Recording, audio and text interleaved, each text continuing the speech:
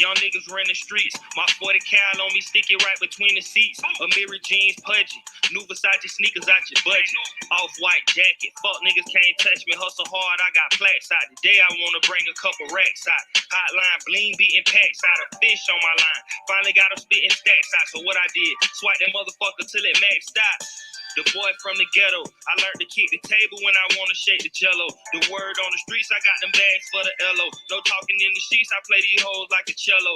Hello, I kick more shit and got more flavor. I be ducked off, somewhere exclusive with no labels. You can see me in the room where the money getting made. I just paid $50 for a dope boy fade. I stayed down on my hustle, ran the racks up. I finally got my shit clicking. I was down bad, fucked up and scuffed up, and all I do is eat chicken. We set the tones in the streets, real niggas made bones in the streets. You focus on your shit, watch that money go up. It ain't too many of them out here that's fucking with us. Crosstown born like Saddam, but a big human. Straps in every palm, need an octopus to get to him. Chopper with the drum, off his head, Takashi lips loose. Ghost possess the bomb, I'm alarm, how the shit move. I died, came back and bought fresh. Your blow fell off and lost self. Me back boss, a go-getter in the transport, gotta eat that cost, I know better. Elemental shit, I just float through the building. Gucci loafed up, got the hate on kill 'em. Pickpocket flow, so the hoes gon' fill 'em. When your plank are moving slow, it's like the panoramic cannon. You can think you kinda smart, think you floating on the wave. Till you find yourself floating in the ocean with fillets. Package goes to custom club from Kuwait. No need to know the language, I just know I'm getting paid. I stayed down on my hustle, ran the racks up. I finally got my shit clicking. I was down bad, fucked up and scuffed up, and all I do is eat chicken.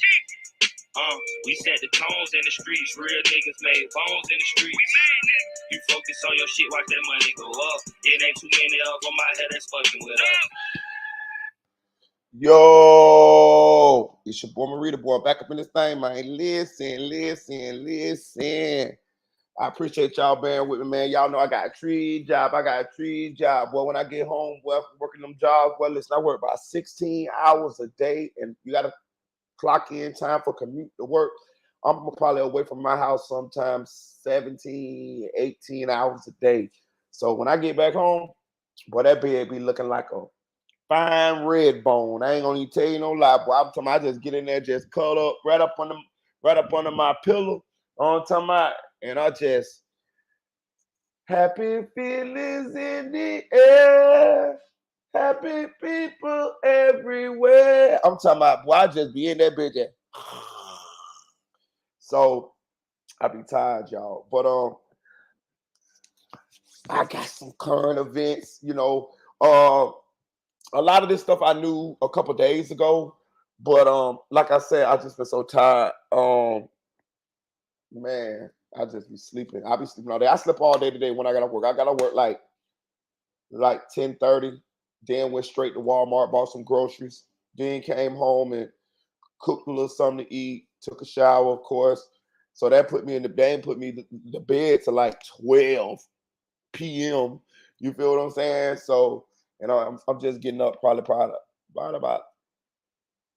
30 minutes ago. You know what I'm saying? But I was getting a little behind in the news, so I say and I know y'all, you know what I'm saying, been missing me, so, and want to hear my opinion on things, so I decided to go on and jump on this thing, man, and get caught up in, you know what I'm saying, we can have this conversation about what's been going on in the Mellys case. Also, you know what I'm saying, we got Zestfully Clean, Howard, you know what I'm talking about, we done changed the name from Dwight Howard, Howard, you know what I'm talking about, from Orlando Magic, you know what I'm saying, my hometown team, my favorite basketball team, you know what I'm saying, and, you know, it done came out, he's zestfully clean, y'all, you know what I'm saying, but we already knew Dwight Howard was zestfully clean, dog, but, man, these new shocking details of what Dwight been up to. You know, Dwight is from Atlanta, not saying, you know what I'm saying, nothing, you know what I'm saying, about everybody from Atlanta. But we all know Atlanta is the land of the alphabet people. You know what I'm saying? They say, you know what I'm saying, it's more, you know what I'm saying, alphabet men, you know what I'm saying, than it is, you know what I'm saying, straight women, you know what I'm saying? So the women be running around there like, damn, y'all don't want us? Y'all see this body? Y'all don't want us? The men be like, nope. You know what I'm saying? So yeah, man. We're gonna talk about it, man. We're gonna talk about it, man. Also we're gonna talk about a little bit about the new BMF Rico. If y'all don't know, BMF was the infamous record label / drug organization back in the mid 2000s, headed by Big Meech. Jeezy was affiliated of that allegedly, and it also spurred the TV series BMF, where Demetrius Flannery Jr., Big Meech's son, plays him in the series, and it's very popular. And BMF had some members that went to jail in the first case, in the first Rico case, and they ended up getting out. And one of them was a well-known guy named J-Bo, who went on Vlad to tell his story. And it has been announced a couple of days ago that J-Bo's at the center of a new BMF indictment. And you would ask yourself, like, how is there such thing as a new BMF indictment? Well, it seems like old J-Bo got together a crew and was doing up to his old tricks again, and doing what he do best and what he's good at. And they was running up under the same moniker, BMF. And now it's like a Rico case that's indicted him and many others. And it's looking like J-Bo is a damn fool. You know what I'm saying? That's what it's looking like. It's looking like J-Bo is a damn fool. He ain't been convicted yet. None of them convicted yet. But right at this point, it's looking like J-Bo is a damn fool to go and have to do some time for a Rico case for the BMF organization years ago, and then to get out and then get indicted again under the same organization's moniker, doing the same shit that you did before. But we're gonna talk about it. We're gonna talk about it.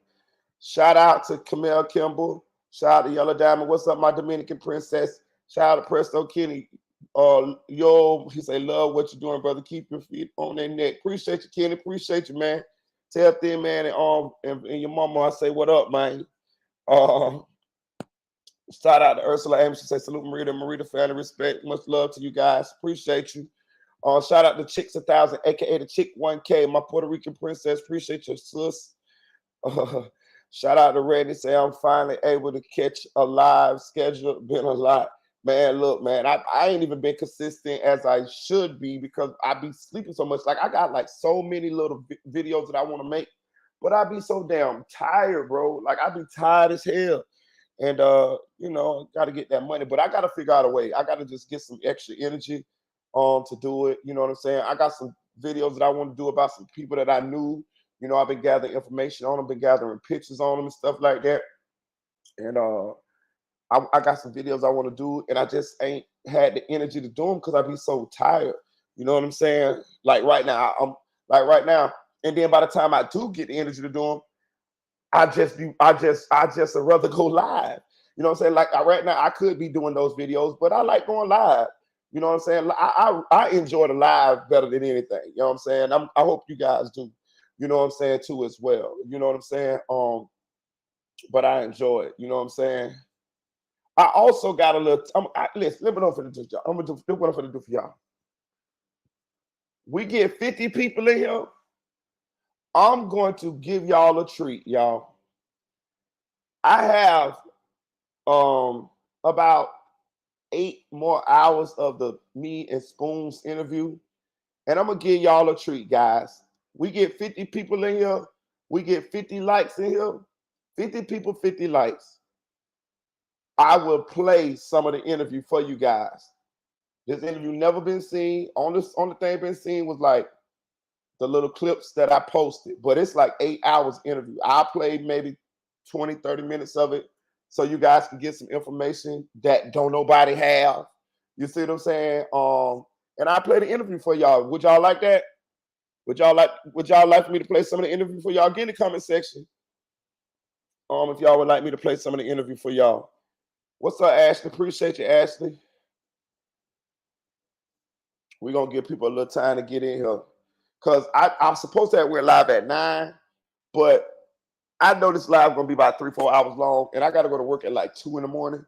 So I'm like, you know what? Let me start this live early. That way I can get about 3-4 hours in and still, let me see, 8:30, 9:30, 10:30, 11:30, 12:30. Shit. I mean, we'll probably end this live probably about 11:30 Eastern Standard Time.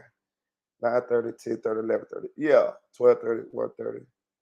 I don't know. We're gonna rock out. We might rock out because that little hour ain't gonna be enough time for me to get no sleep in the damn with. So we might rock all the way out. But hit that like button, y'all. Hit that like button, And then we're gonna get into it. Let's see what we got going on here.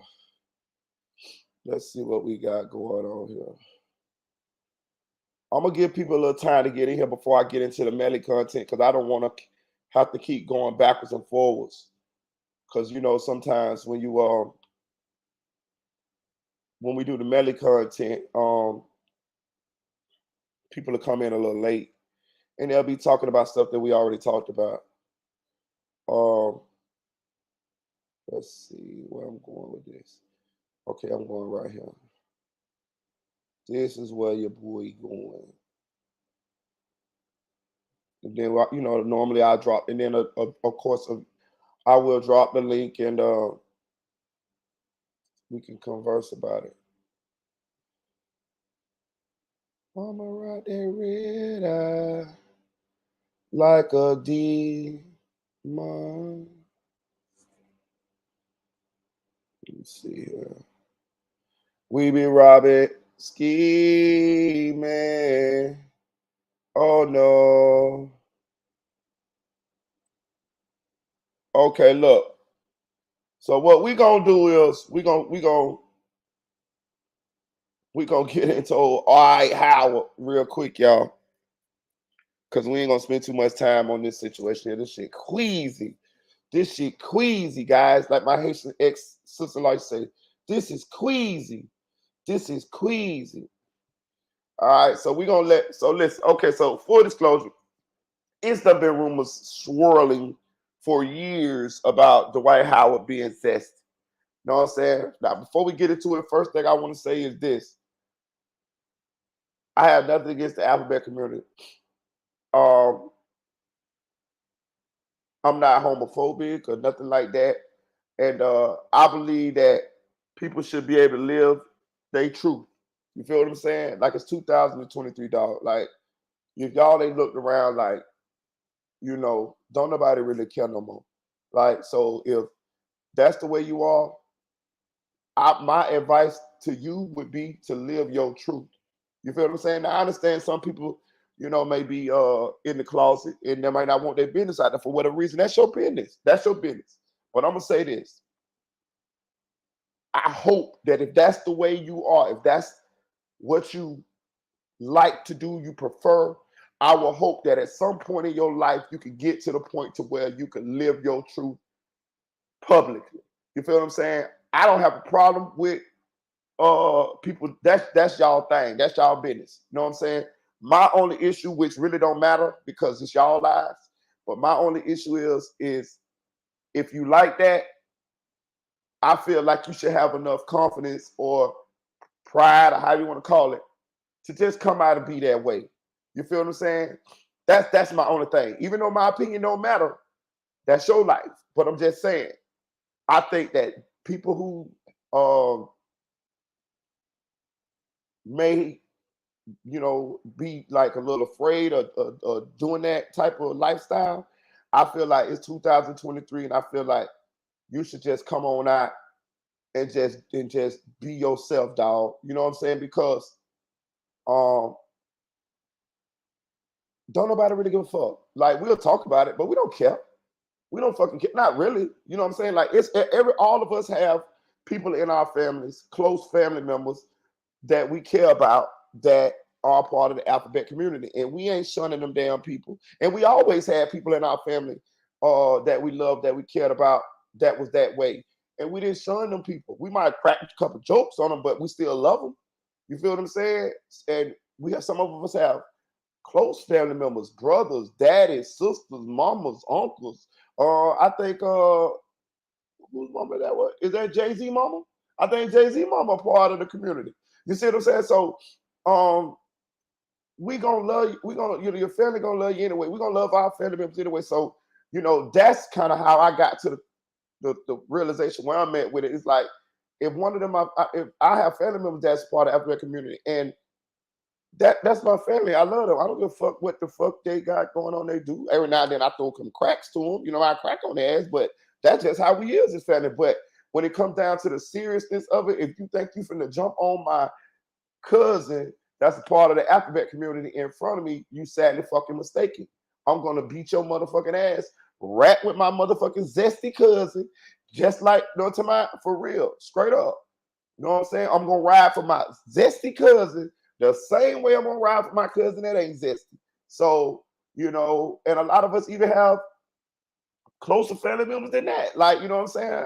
Like, that's a part of the alphabet community. So, my advice to somebody who will be in the alphabet community might be ashamed of what they got going on or didn't want to come out. I hope you get to the point to where you can come out and live your truth. That's all I'm saying. Now, that don't mean I ain't finna motherfucking crack on Dwight Howard motherfucking ass. That ain't mean I ain't finna crack on goddamn old 7-foot mountain, broke back mountain ass. You know what I'm talking about?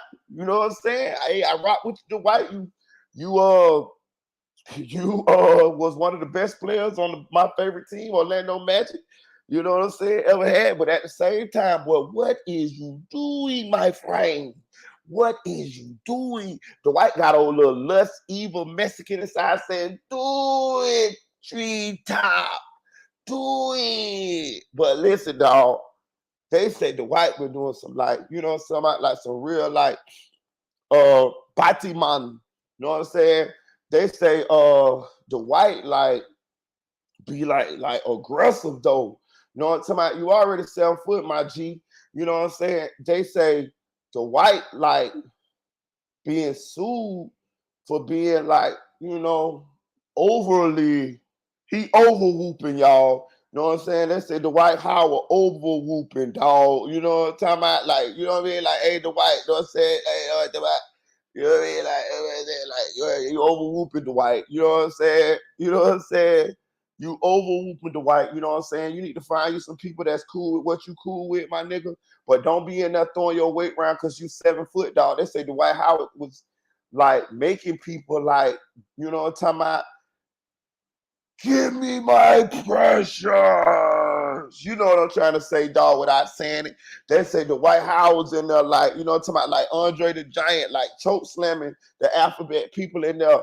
Like, you know what I'm saying? You ever seen a kid that be like too rough playing with the other kids, like doing all kind of wrestling moves to the other kids, and the other kids don't know about the wrestling moves, you know what I'm saying? They say that's what the Dwight Howard was in there doing, dog. Like, he and that bitch just like, they only want to be gay with Dwight Howard. You know what I'm saying?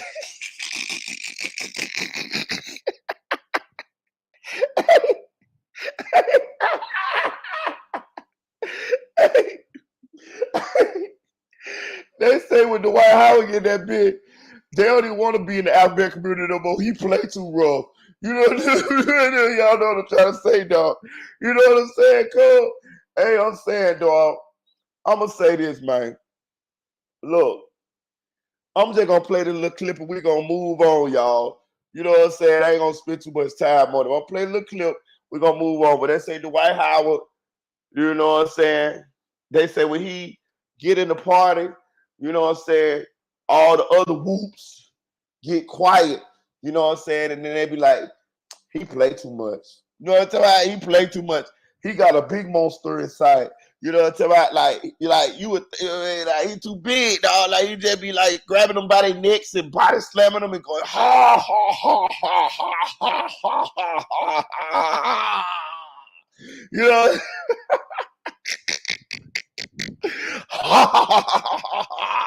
This is the type of shit they say Dwight Howard be there doing. I'm not gonna get into particulars. Hood educated got into the particulars of the situation. These are too explicit for me. I'm just giving y'all the cracking PG-13 version of what they say Dwight Howard be in there doing. They say Dwight Howard get in that bitch, put that Superman cape on, and just go to grabbing alphabet people up by both. He got two on, one in one head and one in the other one by their necks. And he just be saying, ha, ha, ha, ha, ha, ha, ha.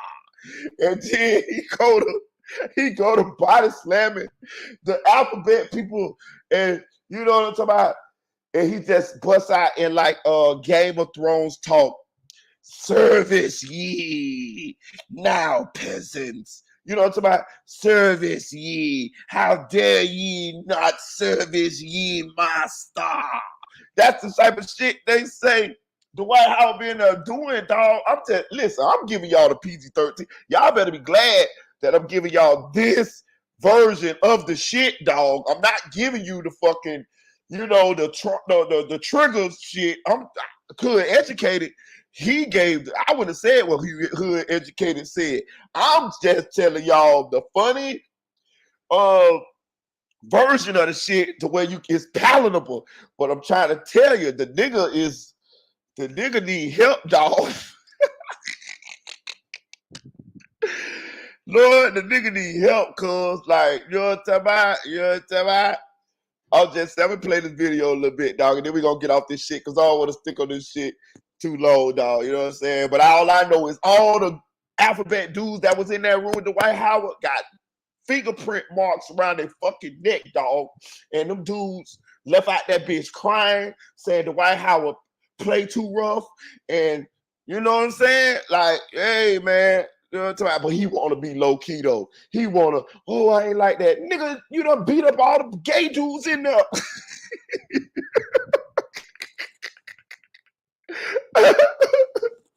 Nigga, you done beat up all your playmates. You know?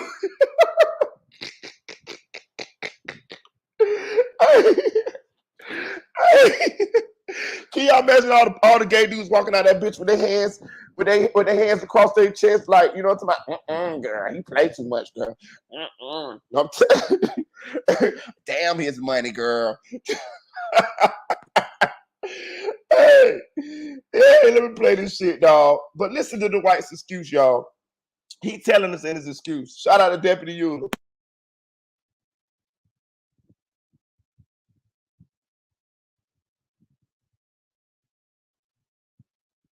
Get to it. That ain't nobody business where I put my shit at. Y'all just weird. If you want to know what people doing in their bedroom or who they messing with or sleeping with, you are weird. You're the weird one. Oh, shoot, y'all heard about that, Dwight? They said Dwight was in a text messaging a guy. Nigga, who cares? Who cares who I was text messaging? You just mad because I want text messaging. Yo, ugly ass. That's what it is.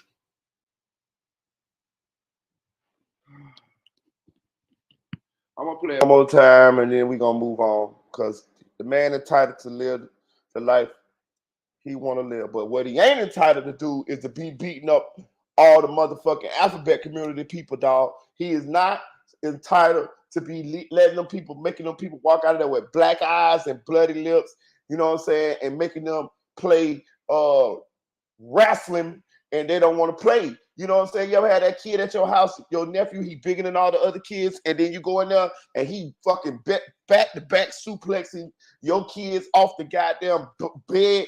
He done stacked the goddamn matches on top of each other. He just jumping off on your baby and shit. You know what I'm saying? And you like, hell no, you my nephew, get the fuck out of here. You got to go home, bastard. This is what the fuck they say Dwight Howard is doing, dog. They say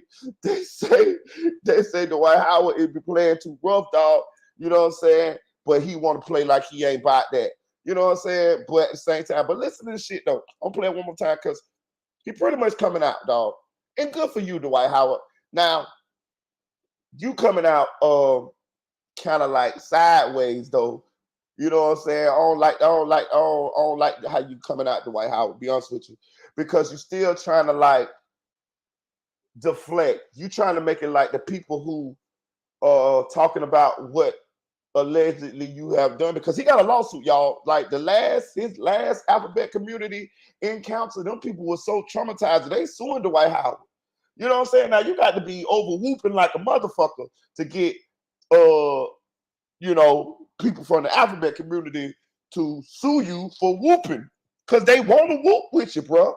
I'm saying, you Dwight Howard, right? You rich, you know what I'm saying? Tall, 7 foot, from Atlanta. I'm assuming that the alphabet community people would like want to whoop with you, right? Because you got money, you know, you famous. However, you is over whooping to the point to where they suing you, bro. You got a little monster inside. You feel me? So my problem is the way he talking right here. You know what I'm saying? Now, if people just came out like the village people, you know what I'm saying? Hey, I'll be honest with you, I'd have been off the shit. You know what I'm saying? Because it's 2023. Like, who the really fuck cares? I'm just making jokes here. I don't give a fuck. Do your thing. More women for me, goddammit. But I don't like his sideways comments, y'all. I don't like his sideways comments because he's saying people are weird. Bitch, this the internet. You public. You a public figure. You done lied. You being sued for assaulting somebody while you whooping, and you done denied this for so long. To now it's like ha ha ha, we got you. You feel me? Which you made it that way because if you would have just came out and just been truthful about the shit, we wouldn't have given a fuck. We might have well have picked that the way you overwhooped them people and put them fingerprint marks around their neck and shit like that. But you know, it would have been like, move on, nothing to see here. You know what I'm saying?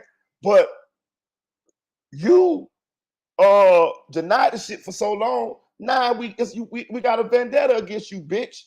You bitch, yeah, ha ha, yeah, we got you, motherfucker. It's a I got you moment. That's what we on right now. Do we give a fuck? No, but we gonna motherfucking talk shit about your big over whooping, over aggressive, finna get sued because you done assaulted all the dudes that like to get assaulted.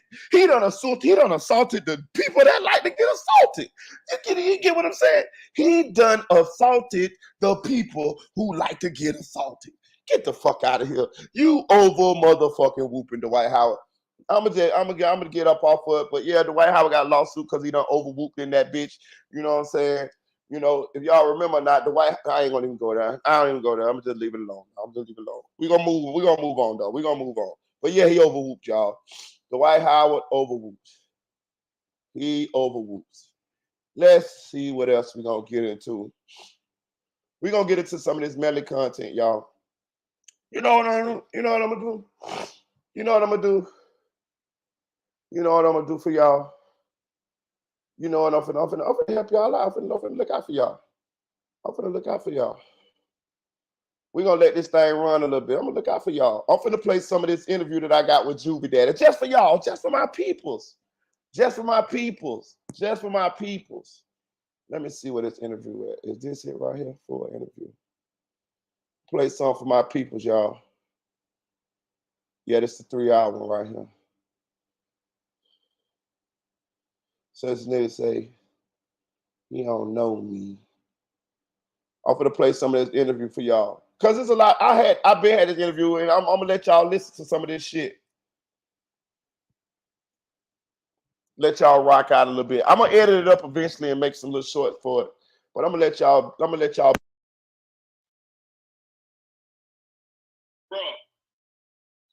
but motherfucking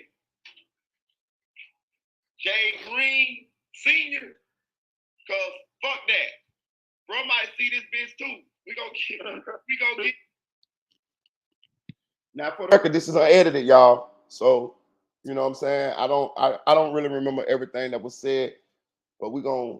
It's just a little. I'm gonna let y'all listen to a little bit of it. I ain't gonna let you listen to all of it. I'm gonna let you listen to a little bit of it. So see if y'all can pick out little shit y'all want to pick out. Let's see. Bitch Frost, Jay Green Senior, Greg White little brother, Jay Green Daddy, the rapper Jay Green Daddy, was one of the rawest basketball players that I ever seen. Yeah. Get back into the interview here. So when they decide how old was Juvie when you saw that he wanted to do music? Like, when did he start like showing interest? You asked Morel, I had my own studio, bro. I told you to do that rap shit. Yeah, because I remember you used to rap. I had my own studio at the house, right? Right. So I went at the same house as Lip got bust. I come there, the nigga on my equipment, fucking with my shit. Right. But he was scared of me. So when I see him, he gets spooked. I said, no, little nigga. I forced him to rap. And I recorded it. And I made a freestyle. Morel, you saying that, man, you remember that shit, man? Yeah, and I just made a freestyle for like 2 different beats. That's the first one. When I ain't know he rapped until I got out. I ain't know. He developed that shit on his own. I got a question. Who you think was better than you? What's that? Do you think he was better than you? I think he took it further than you. No, that's not what I asked you. Do you? The reason why I'm playing this is because I have it. I ain't finna just let it sit there. This is like, you know, I have it. It's mine. I think if we listen to this interview, I got another one. This is just one of them. This one 3 hours long. But I think if we listen to this interview, we may be able to pick out some important information as to the backstory, as to the life, as to how this young man grew up. And it's a lot of other spicy shit in here too. You know what I'm saying? So that I didn't release. You know what I'm saying? But it was just been sitting. It's been sitting for months. It's been sitting longer than that. This interview's been sitting for years. I had this interview for years, y'all. You know what I'm saying? Y'all see I got the wicks and all. So it's just a little treat for you guys. You know what I'm saying? I haven't got a chance to, of course I'm gonna clip it up eventually, but it's just a little treat for you guys. You know what I'm saying? Let y'all know y'all boy Marita got the tea.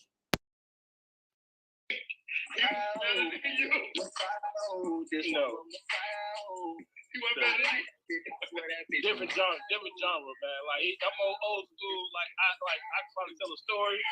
He more like that young wave, that young nigga wave, YW shit. He like, don't get me wrong, he's good. I fuck with him. I'm behind him.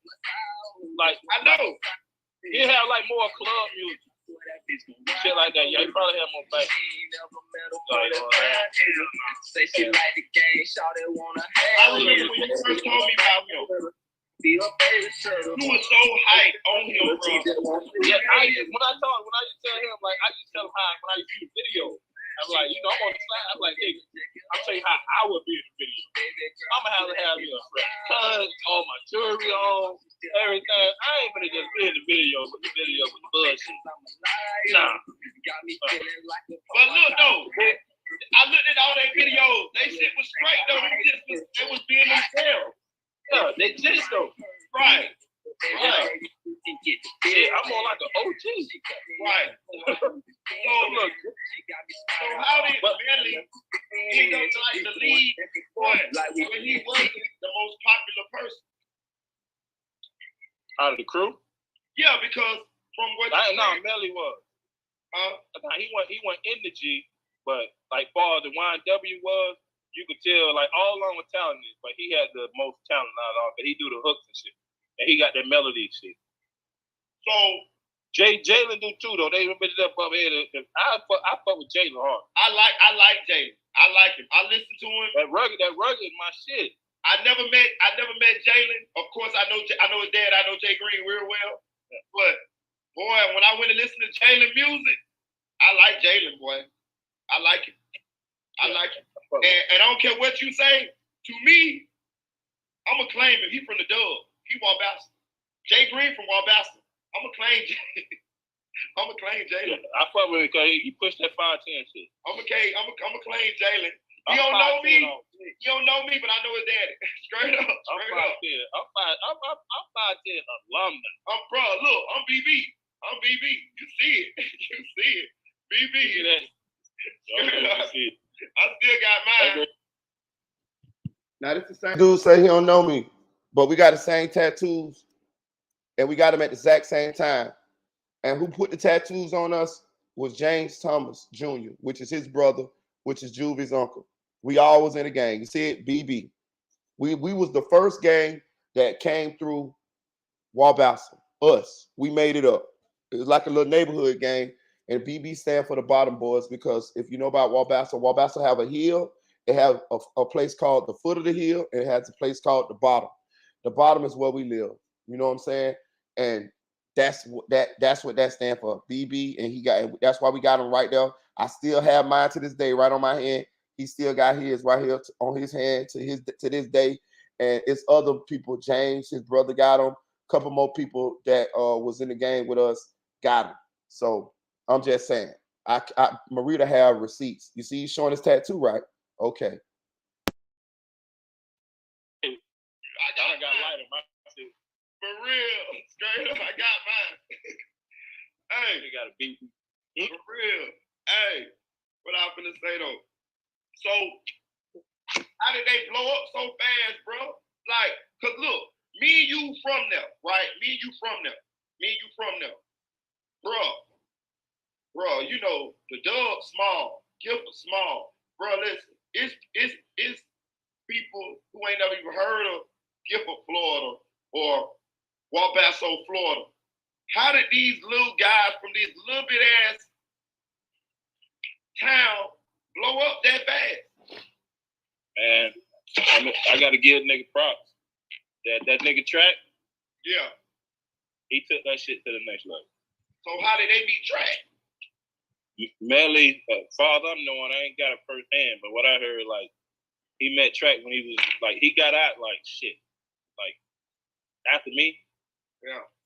When I got out, everybody was bumping Jaden. I'm like, who the fuck is that? Nigga pulling up, bumping Quake and shit, like, damn, who that is rapping? They're telling me with him, so, but how you see the nigga like Benny, like supposed to be Mellys dad, he like, man, wait till my son get out. But I never heard him. So when Jit got out, Jit snapped. They snapped. They started. There's a lot of niggas in the G like putting some bread behind him. He had people pushing, and shit. That shit just took off. Okay, so basically, y'all was the first wave of rappers to come through there, and y'all sons was the ones who took off with it, basically, right? Yeah, but I know you rap. Yeah, but G Mac was a little star of that little clique. Oh wow. Yeah, I stunted on a few songs myself. Right. G Mac, but most songs I was featuring on his shit. He was the one that had all the CD. I was on the run, but one time we dropped a CD called Wanted when both of us was on the run, and all the songs were just me and him. Yeah. So you know what I'm saying? So damn. He the one taught. He ain't teach me how to rap, but he was rapping. I seen him in the studio. You know how nigga cuss a nigga out. Nigga, if you ain't in here finna rap, get the fuck out. So he sold everybody out. I was like, listen, man, I know I do a little something, but teach me. Right. And we sprouted from there. Right. So when you saw them, did you think did they look like they was close, or did it seem like some were closer than others in the group, in the YW group? Like was Chris closer to someone else, or was, you know what I mean? Like, sometimes you have in a group, you have cliques inside a clique. Like, who was the closest is what I'm saying in the group. Out of them folk? Yes. Well, you know you got what is it, Cortland and the, right. So you really got one five. Jaden, got five, right? Yeah, Jaden left the group. Right. So then it was just Chris, Juvie, Mellys, Sack. But then they, I guess, gave what's called promotion. He went from driver to rapper. Portland. They changed his name too. He was Cortland the whole time. Then he changed to Portland. Right. The Portland came from the blood, right? Yeah, I guess. All that shit was new to me. Right. Right. It wasn't none of this. It wasn't none of that when we growing up. Them niggas, listen, man. Them niggas, Mellys never, Shaq never been in my house, but he stayed in the road. Them other niggas, Mellys never been down there, but the other shit, man, them niggas like all 10 of them back in the room with like 2 bitches one time. All the jits. Man, I down there cussed them little niggas out, man. All the bitches down there at my house. You feel what I'm saying? Oh, man. Chris, Hey, I man, pulled hey, up. look, I had a one. He drive my Explorer. I'm in my other car. So I'm like, he got one of his homeboys driving. I said, hey man, there's some hoes around here missing, man. Their daddies and shit looking for him, man. They ain't dying up. James told me, say, Chris, man, I think the motherfucker down here, man. They said the people looking for him. So I went, James, stay next door. Man, nigga lied the whole out of them hoes ended up getting ran through. Wow. By the Grind W crew. Wow. Wow. So, who got signed? Did they get signed together, or did Melly get signed, and who Melly. signed them? Melly was, I'm figuring, I don't know their paperwork, though. Right. With you. Right. Like Chris wasn't signed to nobody. Never? No, they signed to that, okay. They was finna sign this is something we probably can't print. Whatever. You can edit this shit. Huh? They probably was okay. They was finna sign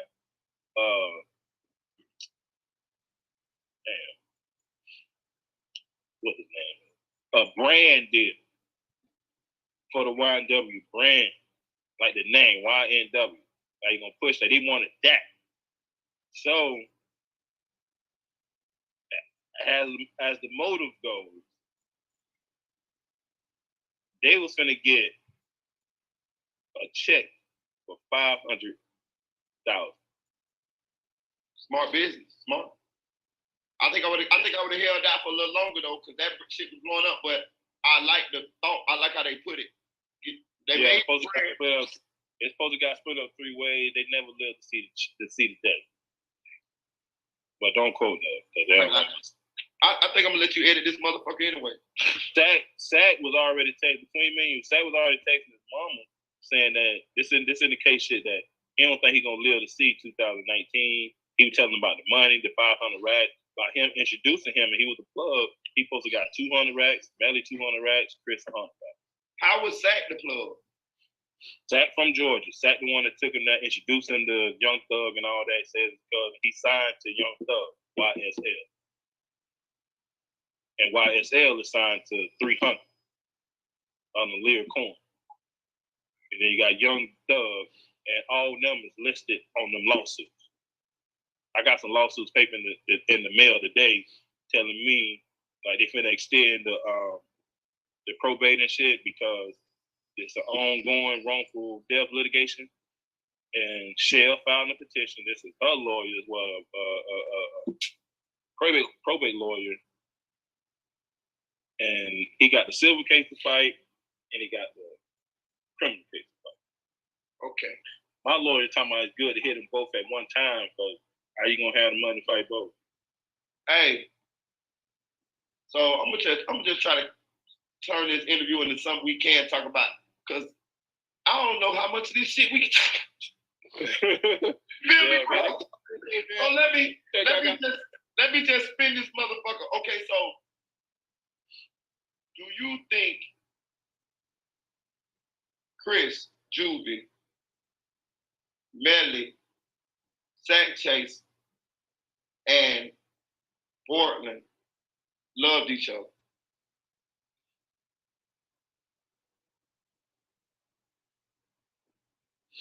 This is just your opinion. We don't know really what happened. We don't know what's inside any of their minds. I'm just saying from your observation. This is just an opinion. No. Wow. I don't think so. I think the little nigga that used to stay at his mama house with him. Right. His mama had like a 2 bedroom, and all his niggas used to stay there with him. So them niggas that used to be there, and them niggas I talked to asking this, that, another, because they was down there whooping shit, and used to be in my house. I'm like, where you niggas was? I know them niggas fuck with them. The niggas out the G. Yeah. Gotcha. The rest of them that's in the background, not the rappers. The YNW niggas in the background. Them boys that really loved him, that they. Yeah, like when you see that tissue video, them niggas that stand in the back. Right. Go on, say them boys' name, bro. Let's get them boys some props. Say them boys' name. Shit, K-Real. Damn right. You know what I'm saying? AJ. Damn right. All them niggas fuck with Juvie. Oh, they love that nigga. Damn right. I fuck with them. I fuck with them little niggas. I fuck with them niggas that they love Chris, and them niggas fuck with me cause of Chris. Yeah, right. You feel me? I ride for them jits, and them jits probably ride for me too. Yeah, right. You feel me, man? And he loved them niggas. Them niggas right. came to my house one time, one of them, and they were like 4-5 deep, and they ended up stealing out my house. One of them. I stepped to Chris about it. He didn't believe it. Like, Dad, they won't try me. Like, I said, all right, jit. But remember, I'm the first one that told you. A few days later, he pulled over with his mama and AJ. He jumped out the car. She like, what's going on? I like, just chill. I walked in the house. He like, Dad, here you go. Gave me all my shit back. He said, don't even worry about it. Don't do nothing. Let me help. God, he ain't do that. He ain't want to put no hands on the door. He like, we just ain't gonna fuck with him no more. All the crew, nobody. They just start talking. But Jit a cool dude. I ain't like, if we passed that knock after Chris died, he back with the fold and all that. But that's what's up. It did happen. You know what I'm saying? But he a real nigga. But he did it because he thought that me and Chris he still was holding some shit that we got into it before that. Right. And Chris was like, what? You feel what I'm saying? Right. That's our house. But he loved them niggas, man. He loved them niggas a little bit too much. That nigga come back with whatever shit he do make. He come back to the G and give them little niggas everything and jump back in the car and haul that. Boom. When you first told me about your son and you were telling me about his music and stuff like that, you seem very excited. I want to ask you, you hear me, Spoon?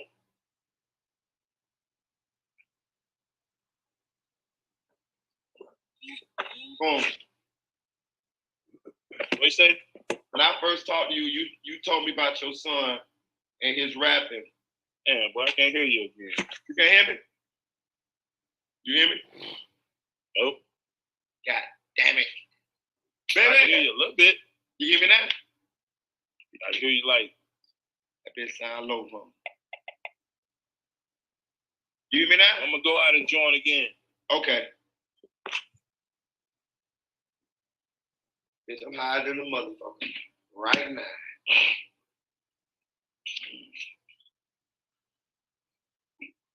My motherfucking pot. Let's see.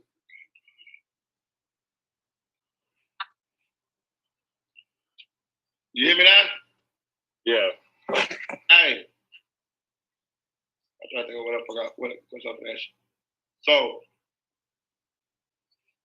damn, Spoon. You know, fuck me up.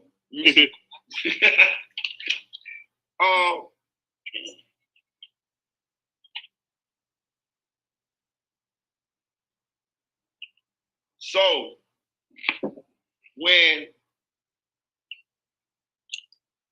they blew up, how did things change? Like. What you mean blew up? Who blew up?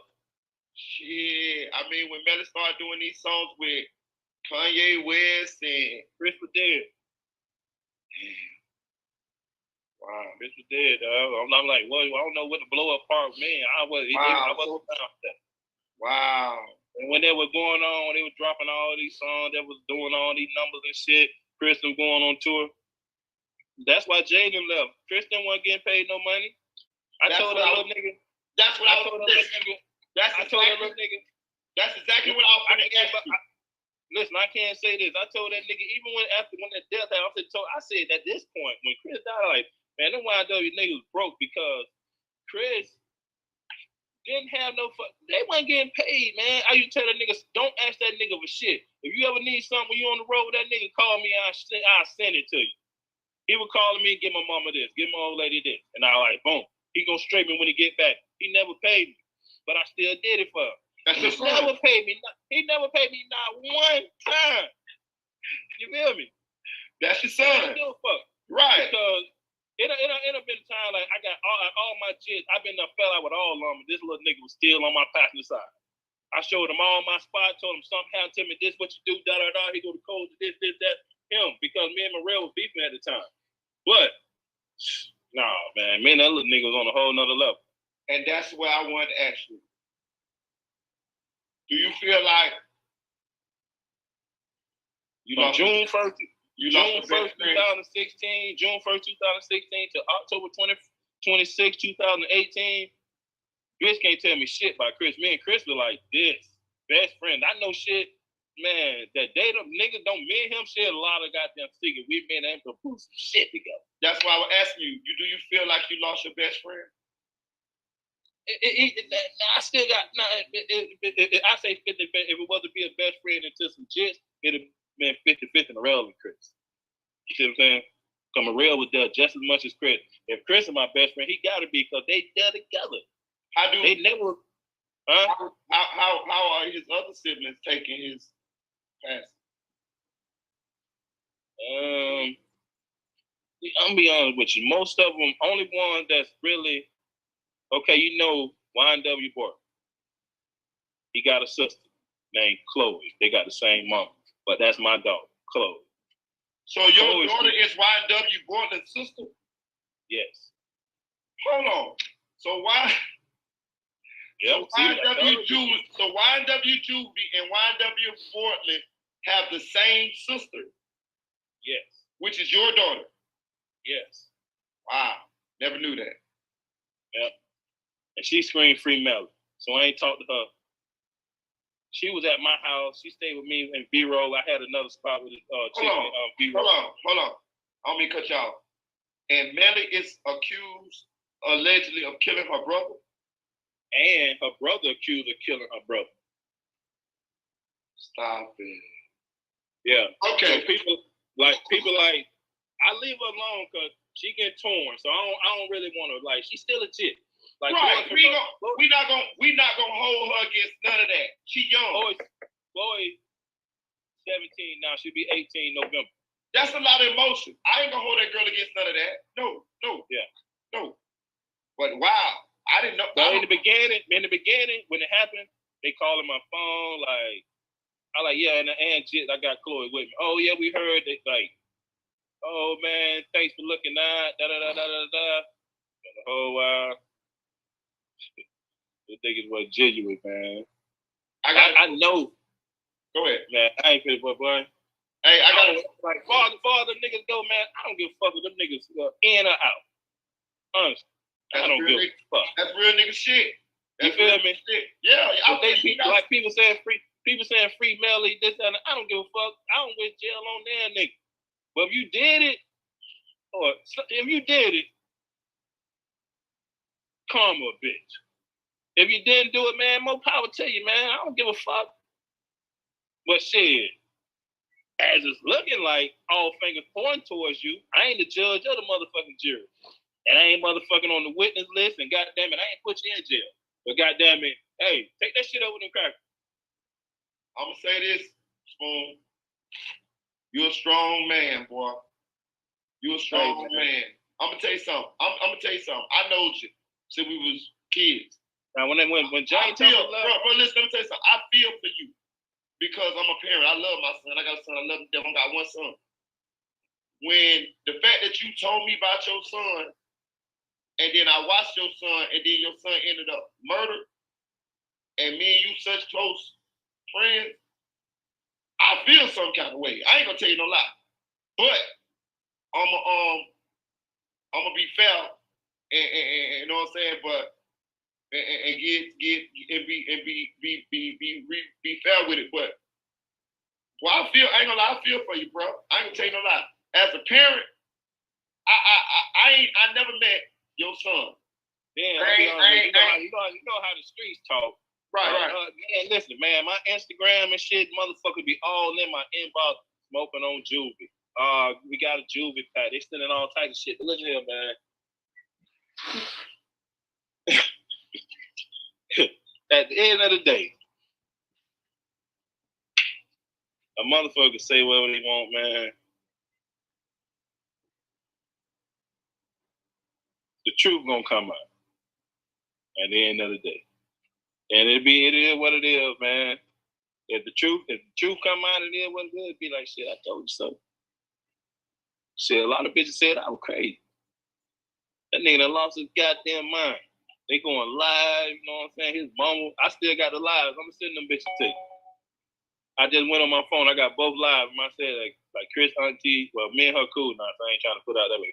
And Melly Mama, they did the live together. Yeah, talking about old boy. I ain't see it. Yeah, kind of. They still don't not trying to sell me out. But the whole while, man, I stand on everything I say, man. I don't lie for shit. I got no reason to. I feel like I said, if I got a lie to you, I feel like I'm scared of you, man. My dad is dead, man, and I don't see Juliet like that. You feel what I'm saying? So why would I lie? I don't work for nobody. What the fuck? Bro, let me tell you something. All my years of knowing you, I ain't never known you to be a liar. Never. Shit.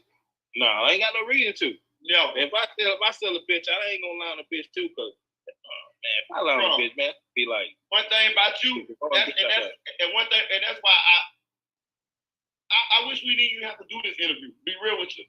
I wish your son was still here. I wish I could be pulling up on you in the dub, or your son done blew up, and me and you hanging like that. But I'm gonna say all that to say this, boy. You a real one, and I know a real one. I know a real one. I see one. So, bro, what you say out your mouth, I believe it. I don't give a damn. Nobody can't tell me nothing different because I know. You feel what I'm saying? Yeah. You know, like anybody that know me, because when I went through the shit with them chicks, like people call me on the phone like, hey, I know you ain't lying. Because people that know me, knowing like, nah, man, the way that nigga that talking, that nigga ain't lying, man. I don't go through that, man. No. I have no reason to. You never been that way. No.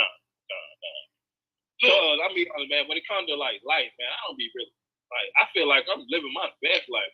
Like I feel like I got so much confidence in myself, man. I don't see shit. I feel like between you, I feel like I look like the best thing in the world.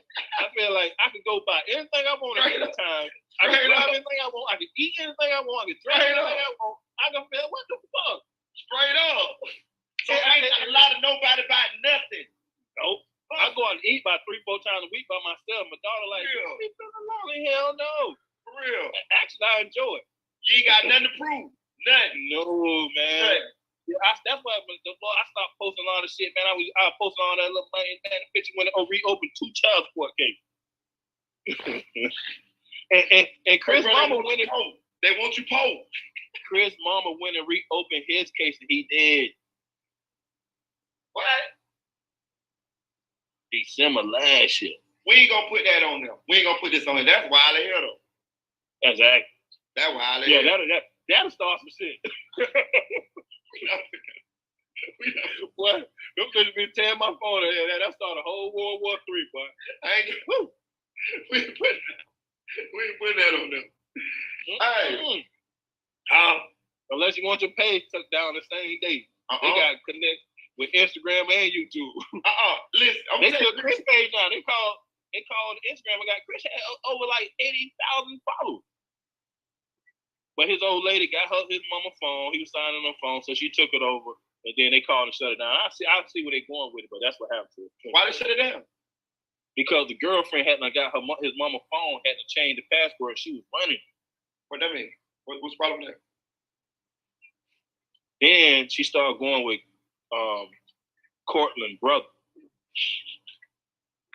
I'm tired of this shit. Bro, listen. I'm tired of this.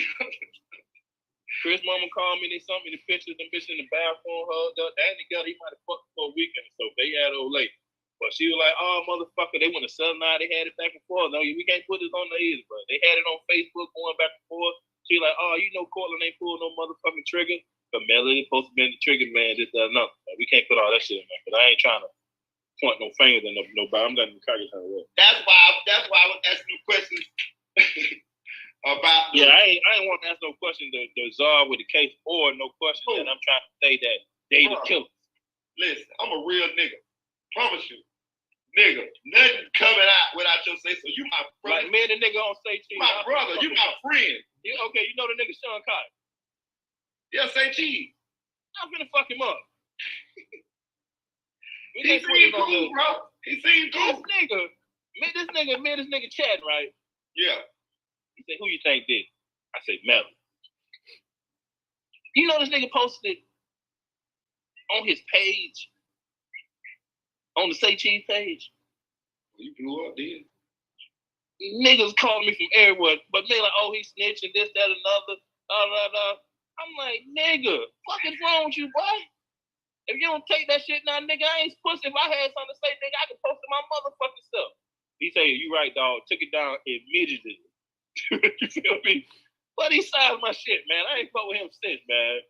And Listen. I talked to Polo too. Listen, let me tell you something. That's why I say, fuck an interview. You my friend. So, you gonna edit this motherfucker. But listen, I'm gonna let you edit this motherfucker because you my friend. I don't give a fuck. I don't know if we're gonna edit that bitch together. Motherfucker, however we gonna do it. But what I'm saying is, you my friend. I don't give a fuck about interview. This shit don't never gotta come out. Be real with you, because you my fucking man. I've been selling Glad Eye. Them niggas, he on there with that pushing that track on that bitch, lying like a motherfucker. Listen, hold on. I got a question. What can we talk about? Can we talk about the nigga track? Yes. Okay, get into it. And we can spread this narrative, kill this narrative, like like Zach and Juvie was beefing with the mama and all this. And y'all say Zach was, what the fuck they got to do with my son? Right. Why did your son end up shot? And then on top of that, that narrative going around like Zach was beefing with the mama. I don't know why the mama won't come out and straighten that. She know Chris wasn't beefing with her. I never heard Chris was beefing with her. They said Zach she went to Chris' funeral and Zach's funeral. Me and her was tight. I used to see in the club when the shit was going on. I was like, man, YW niggas in the club. But all the niggas came with me down there. And then she come in that bitch, all us in the club. I don't know, man. That shit just weird, man. And a thing that didn't affect me about them motherfuckers, I already had cash, so I didn't see that shit. Right. I'm already in the Benz. I don't give a fuck. That bitch was paid for. I don't give a fuck what it was. That bitch was paid for. Plus, I had a goddamn old Explorer, and I had another car. Plus, I got my own place and all this. And I don't work for nobody. I got my own company with shirts, employees, everything. Making my own money. Right. I'm balling. I'm living my best life. To me, this money come in good. No stress. At least I'm grossing at least $3,000 profit a week. That's good. I fucked up a lot of money too, man. But it was mine. Right. I feel you. You feel me? Mm-hmm. And them just was with me. Every Saturday I took the little niggas. One of them lived with me. One of my youngest jits. Him, my daughter, and my oldest, Morel and Chris. I take all them niggas to the mall every Saturday. I get my two youngest under 18. I ain't trying to ball out with them. I give them $100 tab. They gotta get some shoes and shit cost over $100. I pay the tab. But my other two jits, whatever they got, I match it dollar for dollar. Every Saturday. You feel me? Doing shit like that. So what you wanna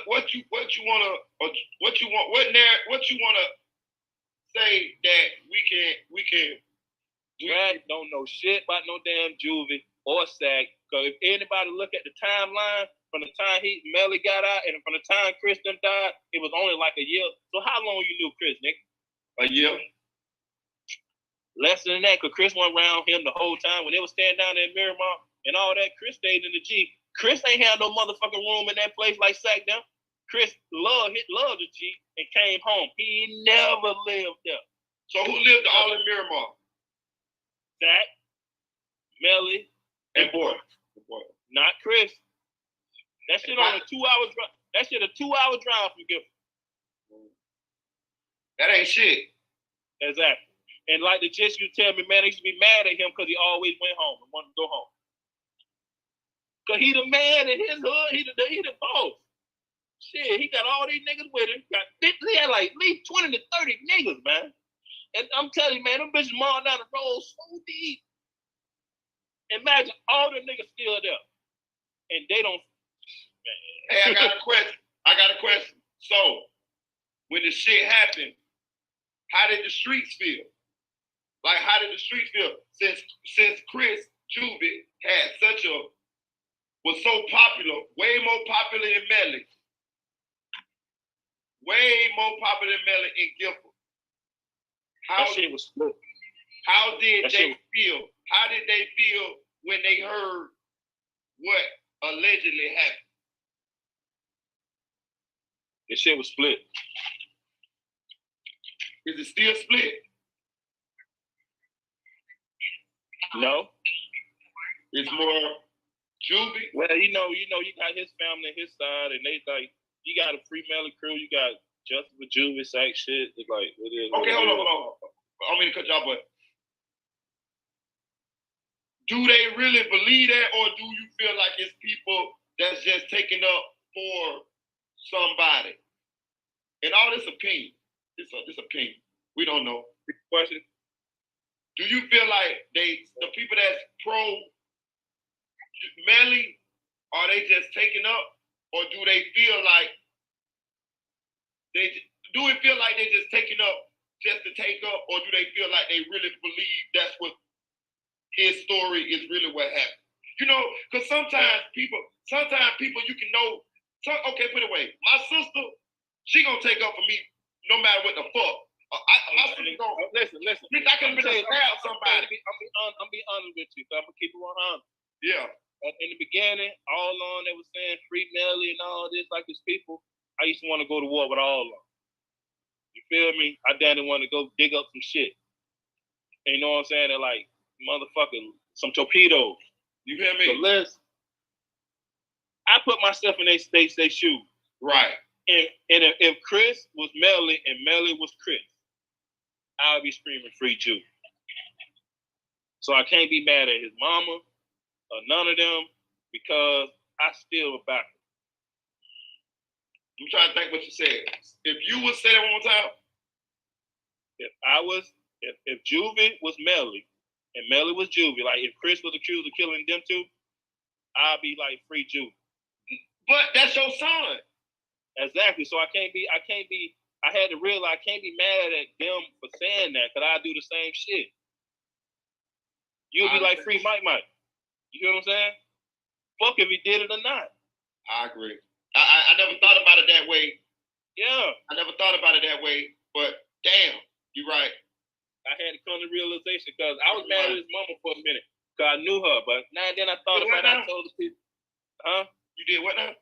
I was mad at his mama for a timepiece for the same shit, but because I know her and she knew Chris and she acted like she loved Chris, so I felt like when at the end of the day, I ain't got no problem, no beef, but I had to send a message to him like, man, it is what it is. If I was in your shoes, I'd be saying free my son too. See what I'm saying? So she ain't got nothing to do with it. It is what it is. I'm gonna say this, bro. You a real nigga. You're a real nigga. You probably the realest nigga in Wabash. Cause I'm a real nigga. And I think I didn't never see it that way. I ain't never look, and I look at shit different ways, all kind of different ways. Chris would have went and shot up a goddamn. I ain't trying to like we was the right. Went and shot up anybody, shot up a whole house and killed all his friends. I've been like, man, it was a drive-by too. I agree. And I got him the best lawyer. I agree. And fuck anybody that's going against my son. I agree, and that's the father's love. I agree. I think I would do the same. You know, the mother love gonna go even deeper. I agree. So I get where you coming from with what you said, and you just flipped it and gave them the same amount of leeway, and that what made you make it fair. You made it fair in your mind. If I'm gonna be this way, I got to give them the same. Because if the roles were reversed, I feel this way. But man, I'm telling you, I locked up. I read a lot of books. And I read one book by like self-improvement type shit. And man, I don't let nobody get me mad. If you got the power to make me mad, man, you got power over me. Who are you to make me mad? So if something wasn't make me mad, I'm gonna take it in. Like I said, I'm gonna take it in, I'm gonna dwell on it about 2-3 minutes, max 5. I'm gonna go through what I'm gonna go through. After that, man, that shit over with me. I'm not gonna carry that shit throughout the day with me. You see what I'm saying? After the 5 minutes, what I'm gonna do or not do is done. I'm not gonna take that burden with me and carry on, give people the power. It used to be a chief call me, you know I got the power to make you mad. I don't think so. Nah, I don't see myself getting mad for shit that I have no control over. Let me tell you something. I actually like what you're saying. Love what you're saying. Yeah. Because I have read the 48 Laws of Power, and it's supposed to teach you how to master your emotions and all that shit. And I still find myself getting angry.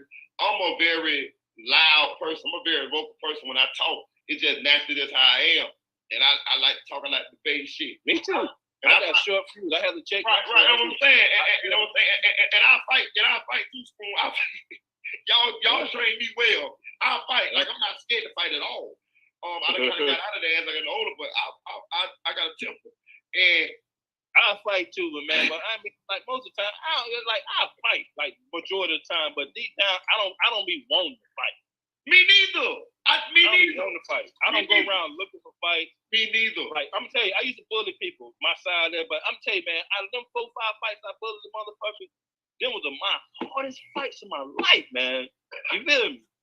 Them bitches, man, I'm bullying the motherfucker. When I went to goddamn get that, god damn, nigga, I had to dig in deep.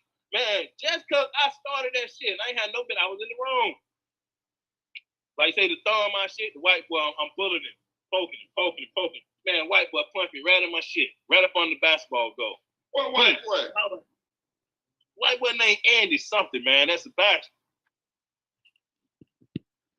All right, y'all. All right. We're going to end it right there. I just gave y'all, you know what I'm saying, enough for y'all could gather some information, get a little insight, backstory into the situation. I had this interview for over 2 years.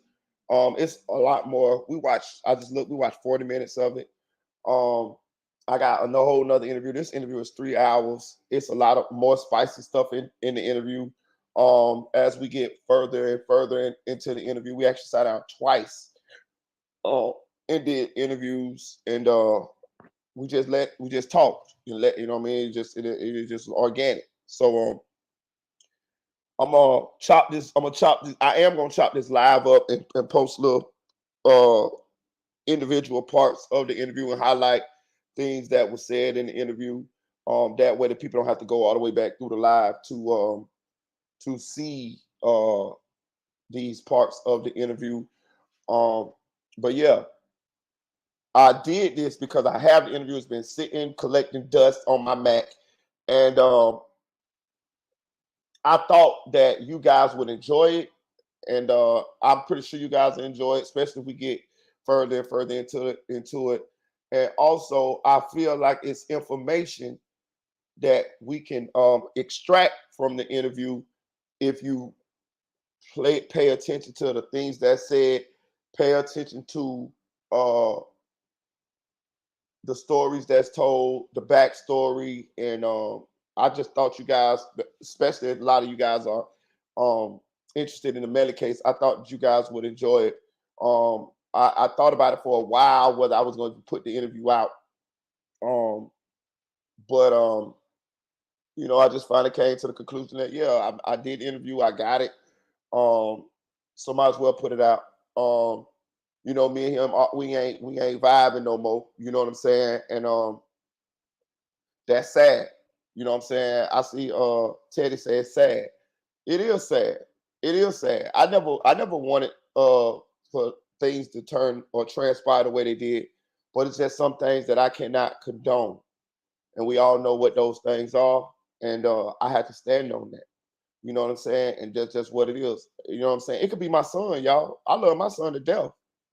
But if my son get involved in that, what he did, what he allegedly did, I already told my son, boy, you cut off, boy. You know what I'm saying? For that, you know what I'm saying? Like, nah, cuz I ain't raised you that way, and I ain't gonna never accept that. You know what I'm saying? No, and that's just what it is. You know what I'm saying? And as a man, you got to be a man of principles, y'all. Well, you should be. All you got is your balls and your word. That famous quote. You know, I'm a forgiving person. You know what I'm saying? I ain't Jesus. You know what I'm saying? I don't forgive to that extent. You know what I'm saying? But I can move past a lot of shit. But I can't move past that, dog. I can't get around it. I just can't. You know what I'm saying? But it ain't up to me. It's up to the man upstairs. That man upstairs, that man will have to go and do all the steps what the Bible tells him that he need to do in order to get forgiveness for the man upstairs. That's on him. You know what I'm saying? That's on him. Me, I can't associate with that type of shit. You feel me? I cannot. I will not.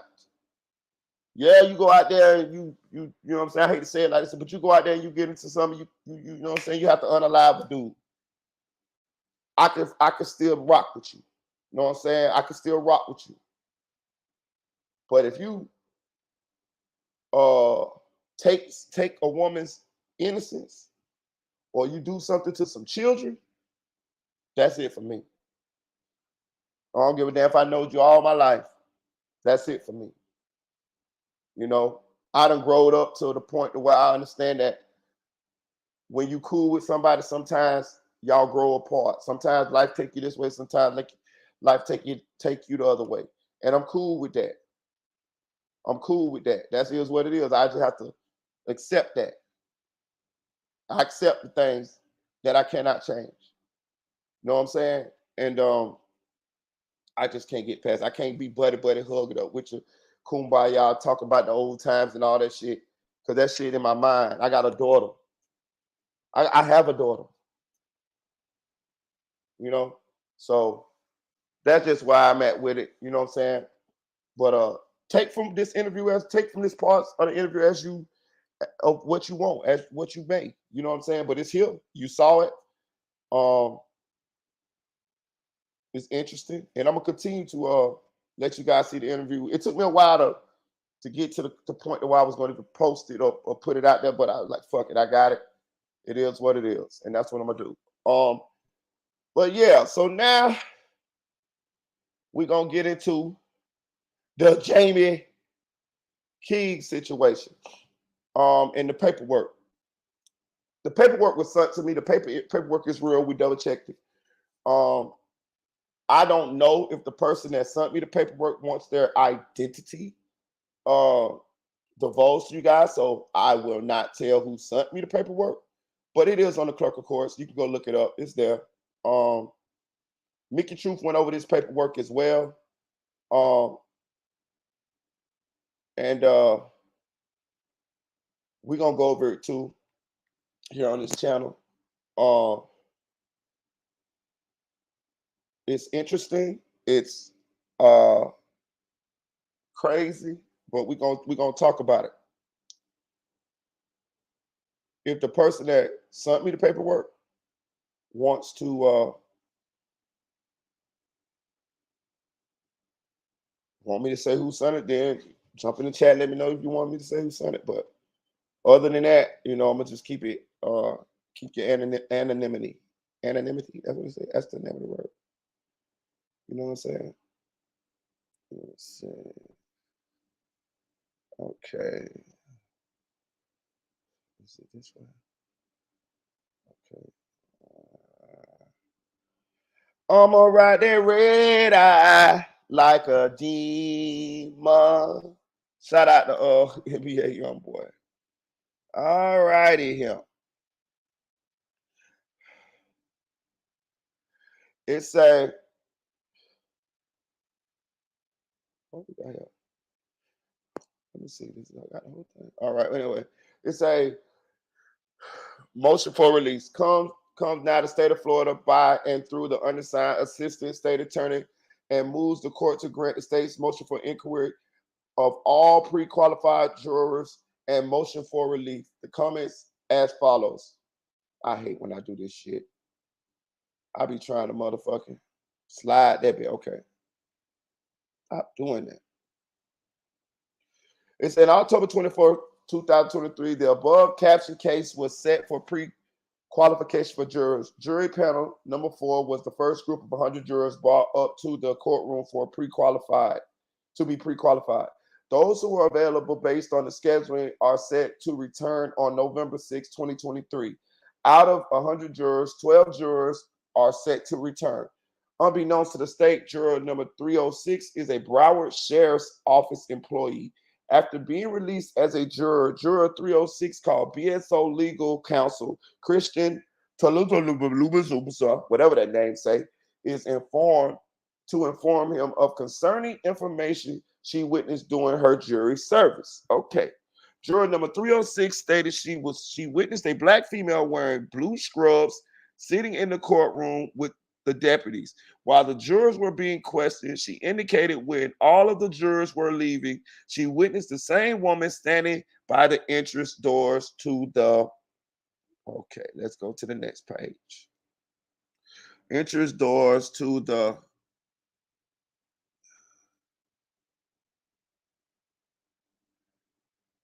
hey man, hold on now. Hey now, goddamn. I see I hate this shit.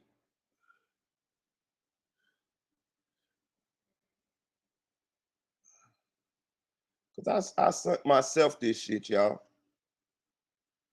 But it seems like when you start at the inroads, see, like when you send it, the shit don't be in order. And I sent myself this shit. Okay, let's go. That ain't the page. Hold on, let me go back here. Bear with me, y'all. Okay, so that's what I'm gonna do. So that's 6. Okay, I got it. Okay, not that one. Not that one. I think that's it. To the courtroom on the 3rd floor where all the jurors walked in and out. And I'll just be trying to do that.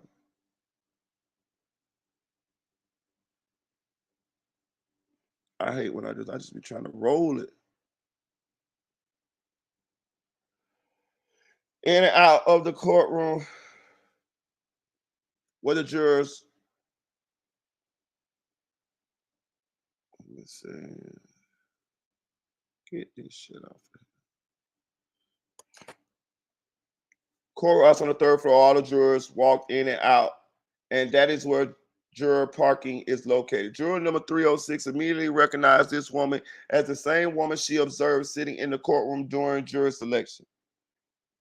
Okay, so it's a courthouse, the 3rd floor, where all the jurors walk in and out as this is where the juror parking lot is located. So I'm gonna just tell you already, the woman is Jamie King, right? So this juror is saying that Jamie was sitting inside the courtroom, right? And then when they walked out, she was also sitting outside where the 3rd floor where all the jurors walk in and out. So she was sitting out there as well. Okay. So we got Jamie inside the courtroom and we got Jamie outside where the jurors walking by it. Okay, right? It's a juror number 36 immediately recognized this woman as the same woman she observed sitting in the courtroom during jury selection.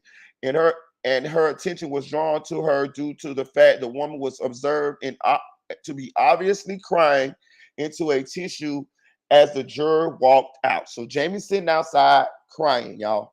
Okay. Juror 306 indicated the female was by herself, appeared very upset, and was wiping her tears with a tissue. Okay. While the courthouse can be busy around standard lunch hours, 12 to 1 p.m., panel number 4 was not released until approximately 1:30 p.m. The defendant's mother, Jamie King, was present for jury selection on October 24, 2023. Ms. King was the only civilian non-juror sitting in the audience during jury selection and was wearing blue scrubs. Y'all know that she's a nurse. Hit that like button, guys. Hit that like button. We getting juicy in here, y'all. Hit that like button. Hit that like button. Please pause for a second and hit that like button. We just played the exclusive interview that I had with Julie's father that nobody has ever seen that in the world. Nobody has ever seen that. You guys just been privy to that. We're gonna continue to drop pieces of it in the next couple of days to keep you guys informed and just what I'm saying, give y'all got some exclusive content. You know what I'm saying? But right now, what we're doing is we're reading what one of the jurors said was going on when jury selection was going on, and actually, Mellys' mama, Jamie King, was present, right? Crying. Okay. Juror 306 indicated the female was by herself, appeared very upset, and was wiping her tears with a tissue.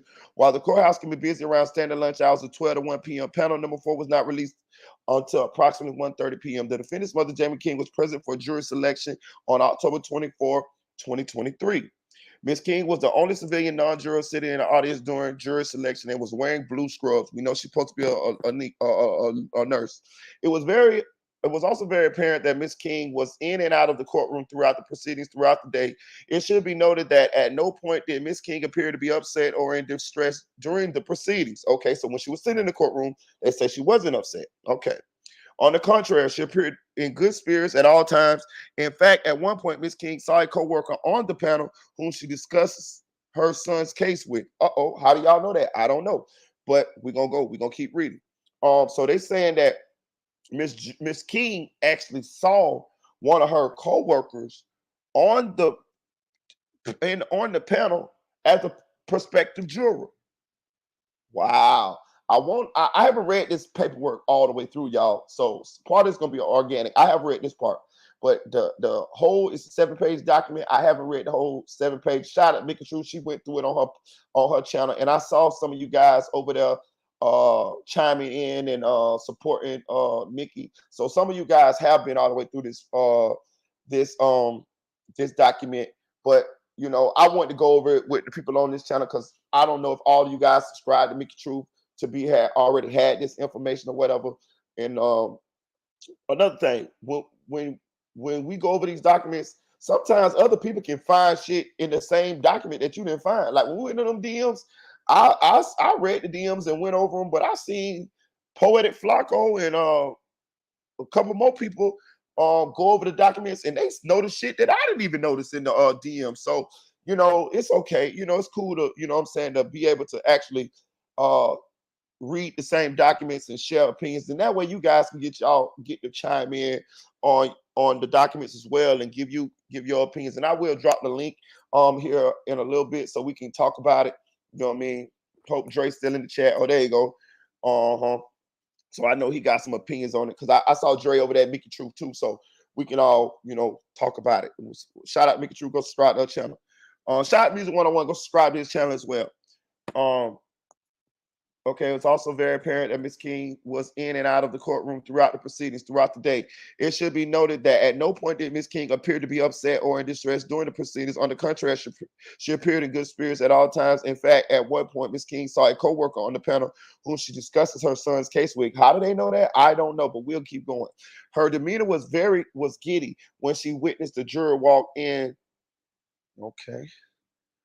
Her was very giddy when she witnessed the juror walk in, and the state placed her behavior on the record. Okay, so what they're saying is when Miss King saw this juror, that I guess they later going to find out that she knew as a co-worker on the panel, she got excited.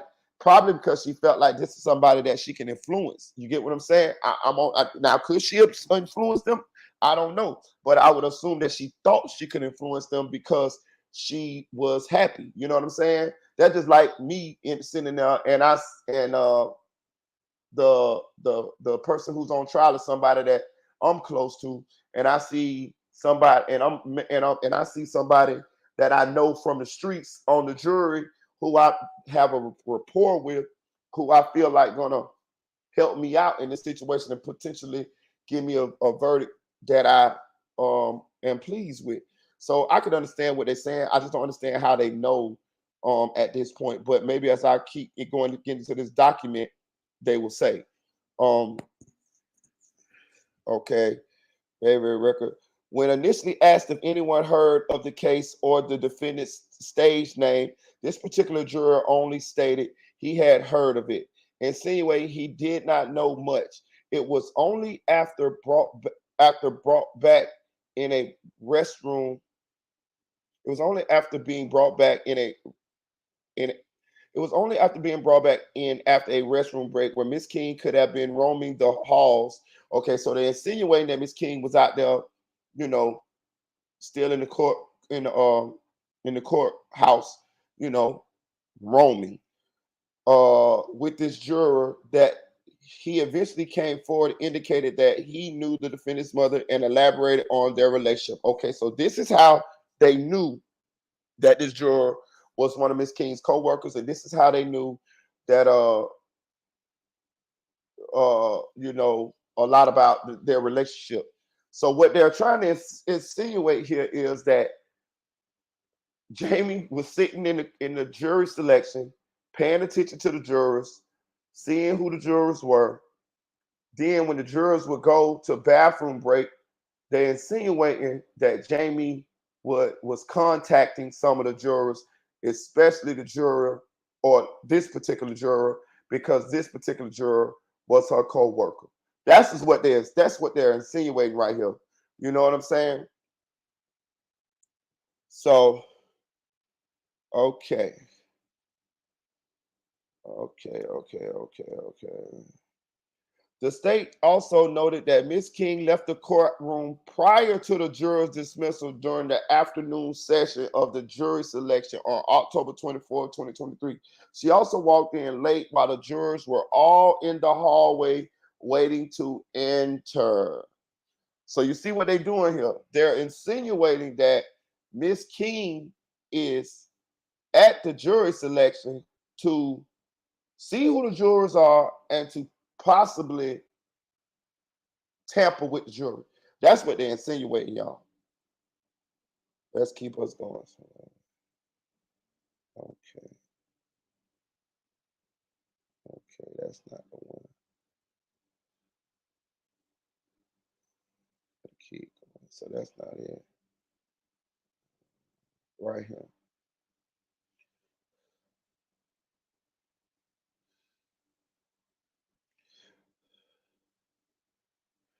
The state is aware that Miss King is originally dropped. Hold on, I gotta read. I can't see that shit.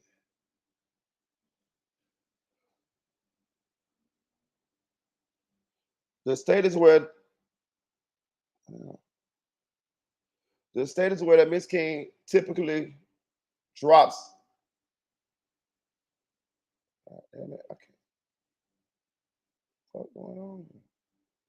I got to blow that one up, y'all. I can't see shit. What the fuck? Remove that. Okay.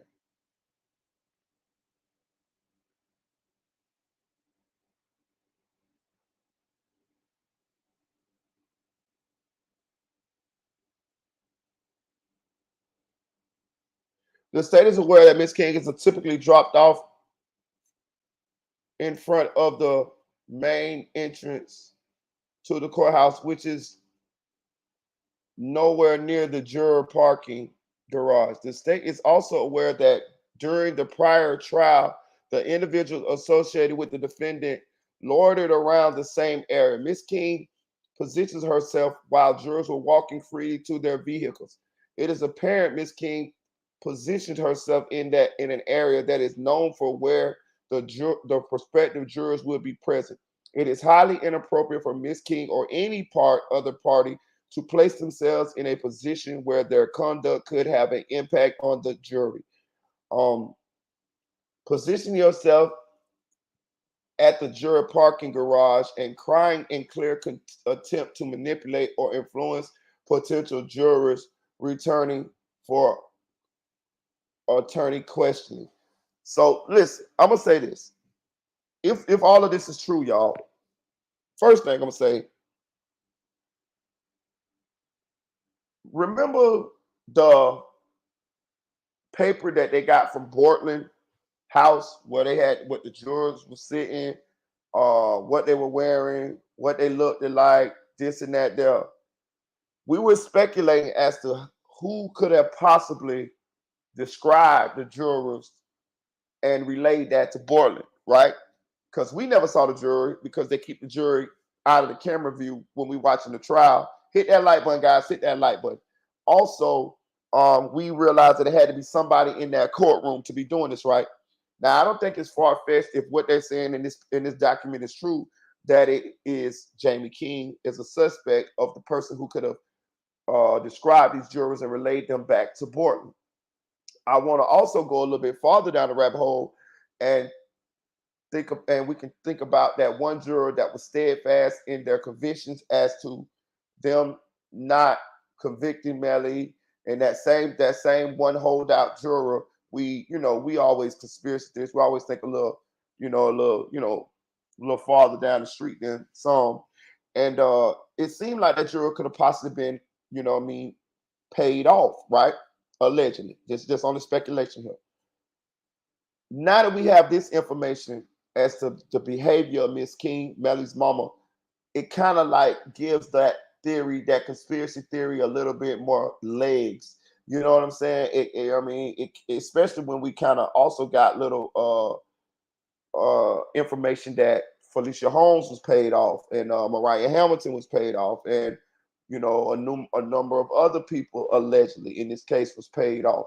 So when we see Miss King behaving this way, it kind of make us feel like that they are attempting or have attempted to influence the jury. You see what I'm saying? Why is she down at the courthouse with scrubs on, which would make me believe that she hurried up down there? You see what I'm saying? Why is you sitting in there crying in front of the jurors as they walk by? You can cry at home, lady.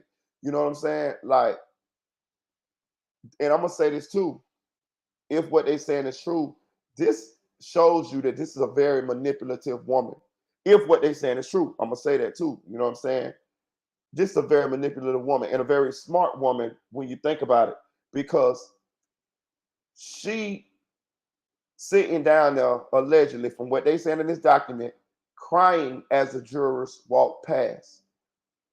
That means she felt like that those jurors seeing her cry would possibly make them have sympathy for her son if these jurors were picked as prospective jurors. You see what I'm saying? Like, that's a lot. Like that take a little bit of thought right there. The average person would have thought about, hey, look, let's just see who they is and we'll pay them off. She even trying to psychologically influence these people to sympathize with her son and vote a certain kind of way if what they saying is true. You know what I'm saying? This is only an opinion, and we kind of reaching a little bit, but not so much, because when you look at it, you have a little common sense. It's like, why is she down here? Why is she sitting in these specific spots? Why is she maneuvering the way she's maneuvering?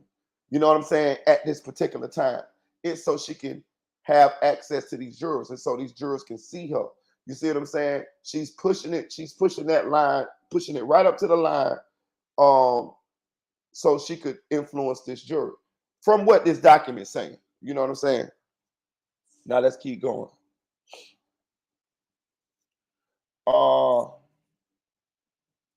Like I say, it's apparent Miss King positioned herself in the area that is known for where the prospective jurors would be present.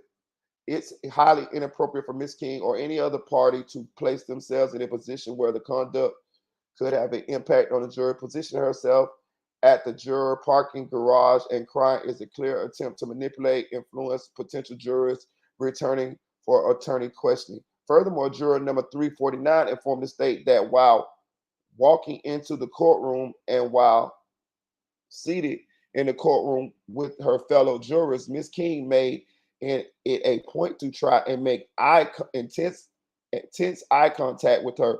Juror 349 described this as behavior as someone clearly trying to get her attention and speak with her eyes. Wow.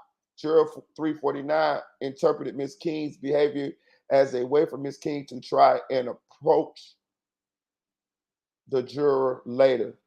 Damn. Which was extremely uncomfortable. Juror 349 indicated Miss King was seated quite close to her, and that is why she could see her while seated in the courtroom for questioning. Wow. Okay. Miss King's behavior is nonverbal communication and is completely improper. The issue is what the state raised as a major concern at the beginning of this second trial, and that is why there are heightened security protocols in place. Despite these heightened security protocols, security concerns now, let me see, arise regarding improper juror contact and attempted jury tampering. Only 2 days into the trial, the state is asking the court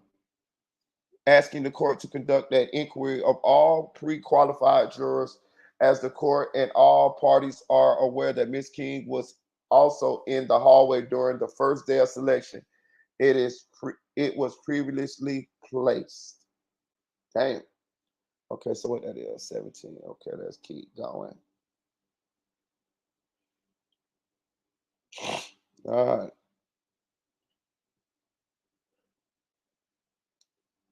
Excuse me. It was previously placed on the record by defense counsel on October 24, 2023, that Ms. King showed up on the day one of jury selection and was not permitted in the courtroom due to lack of seating. Right. A trial court has discretion to determine what remedy is required when a comment is made to the jurors outside the presence of the court. See Hutchinson v. State. They citing case law here. In Smith v. State, that's another case law. God bless you to Sarah. The defendant's mother said, "God bless you" to 7 potential jurors assembled in the hallway, and the defendant moved to strike veneer. The court ruled the trial court acted appropriately by questioning the jury panel to determine who had heard the comment and whether the comment would affect their ability to be impartial. In addition to conducting the inquiry of each juror, the court entered a written order that Smith's mother was not to have contact with the jurors, not to enter the building unless called as a witness, and not to come in within 1,000 feet of the building. Damn. So what they're trying to do is they bringing up case law to get Mellys' mama banned from the courtroom, from the courthouse, from the building. That's what they're trying to do here, because they saying that she done stepped over the lines with her presence during jury selection, and they believe that she is using her presence, to influence the jury and also to see who these jurors are and possibly get to these jurors. Because you got to think now, right?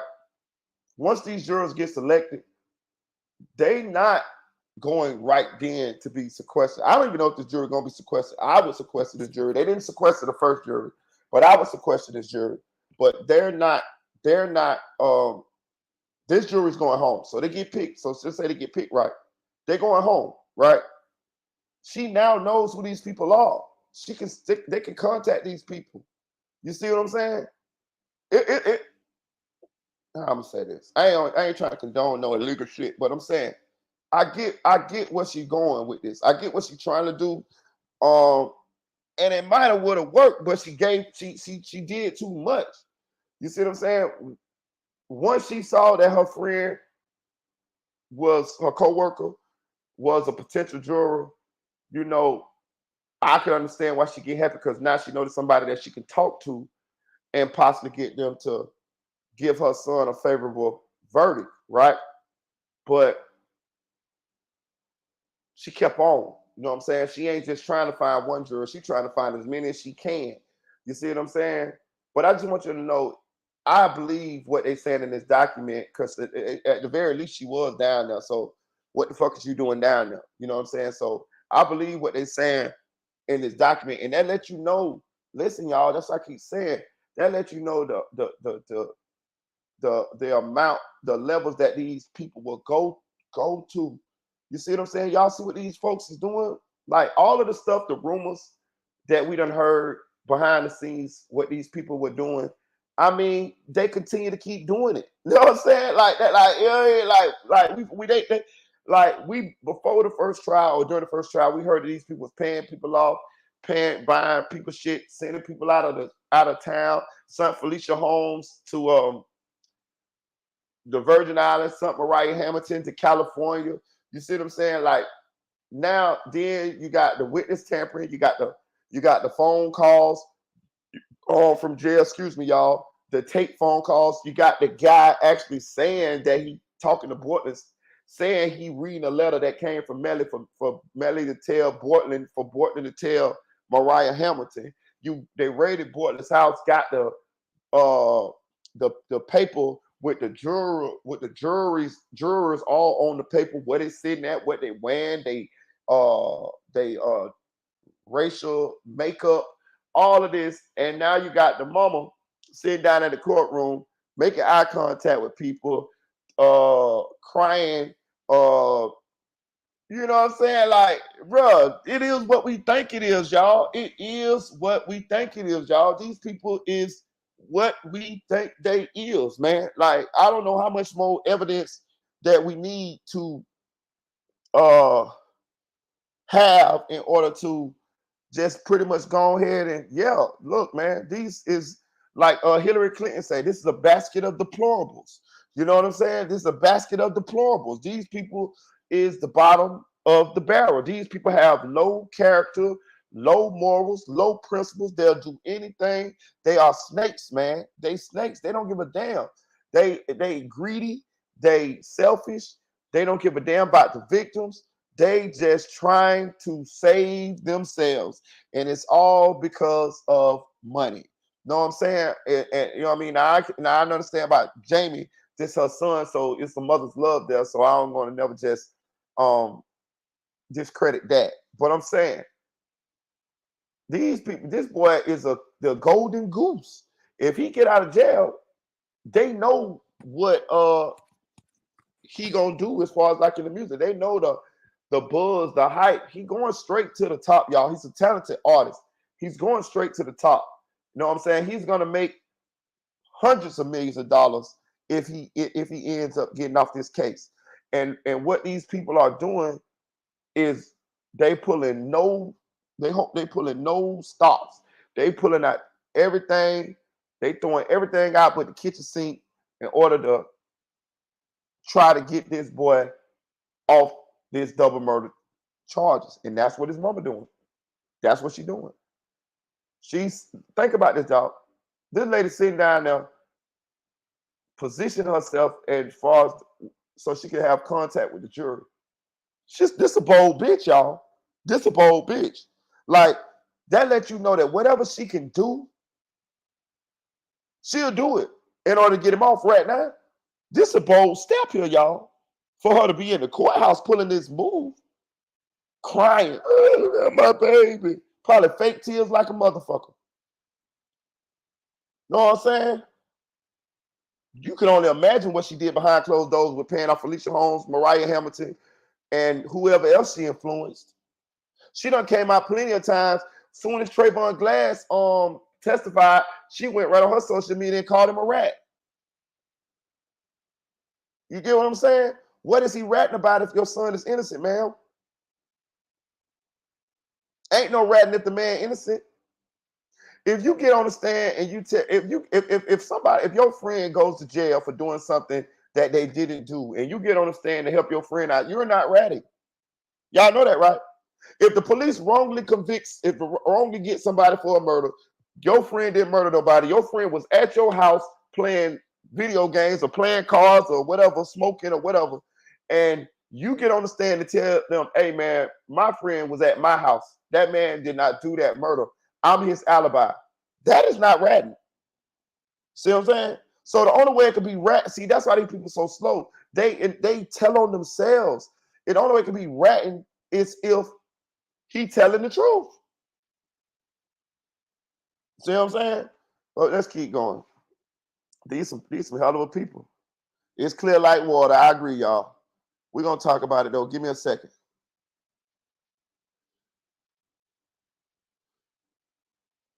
Okay.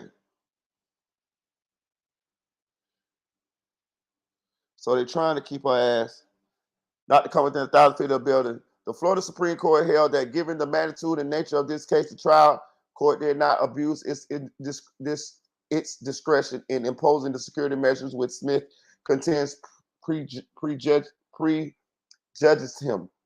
The security measures were qualified based on the allegations in the incident and the testimony trial. So what they're saying is, in this case law that they pulled up, the court did uphold the proposed restrictions on the mother who said, God bless you. So what they're saying is, Judge, here's case law to help you to come to a decision that Miss Jamie King should be banned from the courtroom, banned from the courthouse, and banned from 1,000 feet of the building. This is what they're doing. And Street v. When passing the jury in a hallway, someone uttered the words guilty upon. Okay. Upon. Hold on, God damn. Upon learning of the comment, the judge investigated the incident and individually questioned the jurors known to have heard the comment. The jurors stated the comment had not affected their ability to be fair and impartial. The judge inquired of the remaining jurors collectively whether they knew of the incident, and none of them indicating any knowledge of it. The court found that given the isolated nature of the incident, the actions taken by, okay, let's go. So where was that? That was like 20. Okay, all right.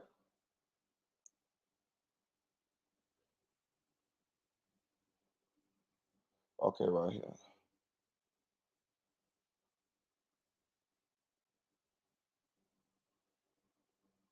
Hold on here.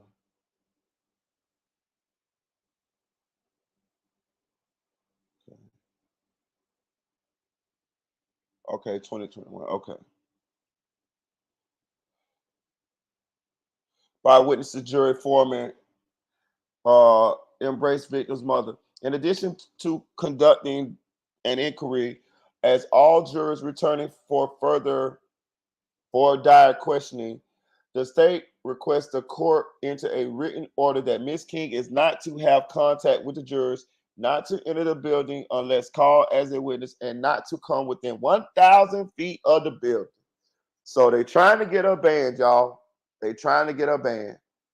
I seen Mika Troop go over this, but I didn't actually watch the whole video. I actually ain't gonna cap. I was watching it and I was like sleeping and I just dozed off. And when I woke up, Mika Troop whole video had done went off and I was sleep. You know what I'm saying? But shout out to Mika Troop. Uh-huh. It says, should the court not issue such an order, the state requests as the very least Ms. King be prevented from attending any further days of jury selection. Furthermore, Ms. King feel the need to enter the courthouse or parking structures. The state requests that she is required to check in with Broward Sheriff's Office. Additionally, an admonishment from the court is requested as any further inappropriate contact would be considered contempt of court. Ms. King has already gone through the trial process once and aware of the court's instructions regarding behavior around jurors, and she has still found a need to stand in the exact area jurors park and cry as they walk by. The appearance of impropriety alone requires a hearing, and due to her behavior, the requested sanctions should be imposed.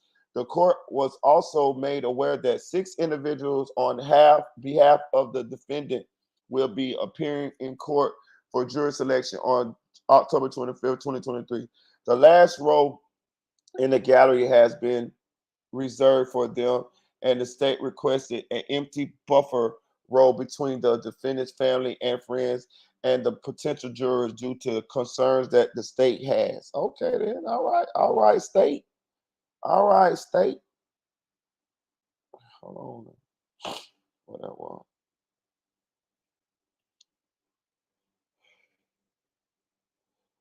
State has regarding the security of the jury selection process due to additional members attending jury selection on behalf of the defendant. The state requires all parties be instructed as to appropriate behavior and in and out of the courtroom. So what they're saying is they want to go back over the rules with these people and let these people know, so these people so they pretty much let it be publicly known. Listen, we done told y'all what the hell we expect. Now, anything out of this, y'all ass is gonna be thrown in jail. You know what I'm saying? Furthermore, the state requests that all individuals entering the courtroom must check in with the valid identification. Okay, I mean, that's cool.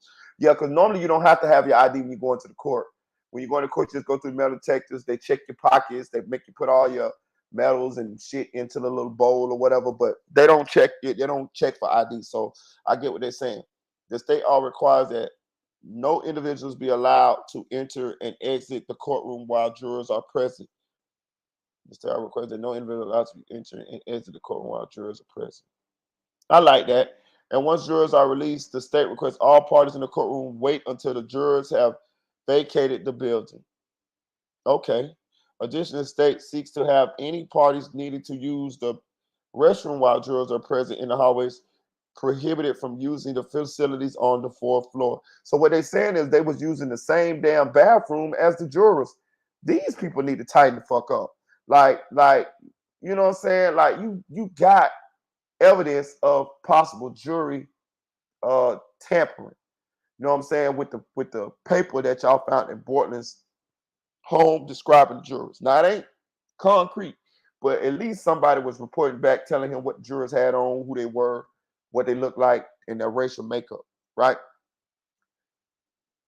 Then you got the wild behavior of that one juror that just was not going to vote guilty for Mellys. So it would behoove y'all to be a lot more tighter with the security surrounding this second trial. Sequester the jury. Make sure the jury don't go home. Make sure the jury have limited contact with any of the victims' families, you know what I'm saying, or even the defendants' families. You know what I'm saying? Like, for real. Or they say, okay. The integrity of our judicial system has been compromised, and it is inappropriate and imperative the court take further measures to ensure the safety of the jurors. Now, this line right here is comical. The integrity of our judicial system has been compromised, and it is imperative the court take further measures to ensure the safety of the jurors as well as the case. Well, ain't these the same motherfuckers that did the Brady violations like this? Like, you see the hypocrisy in these people, and that's one thing I done learned about people, man. You know, I used to be a person who I guess this is the way I was raised, or the way I really look at the world and I want the world to be. I looked at the world I looked at the world a certain way until the brutal truth of the world was the covers were snatched off the fairy tale of life, and I saw people's true nature and the true nature of the world. And I thought that people should, you know, do what's right and this and that. And I still feel that way, but I still also understand that it's more bad people in the world than good people. I'm gonna just put it that way. Now, the hypocrisy of these people, I don't realize that people, not all people, just some, but a large portion, they will want people to do certain things right, a certain way, right, when it pertains to them. But then they'll turn right around and do the same shit that they don't want somebody to do to them to somebody else. And this happens a lot, y'all. This happens a lot. This happens a lot in the world, bro. You know what I'm saying? Somebody will tell you that you'll be in a relationship. They'll be like, oh, I don't want you to cheat on me. But that same motherfucker be cheating like a motherfucker. You know what I'm saying? They don't want you to lie on them, but that same motherfucker be lying like a motherfucker. A thief don't like to be stolen from. You feel what I'm saying? Shit like that, right?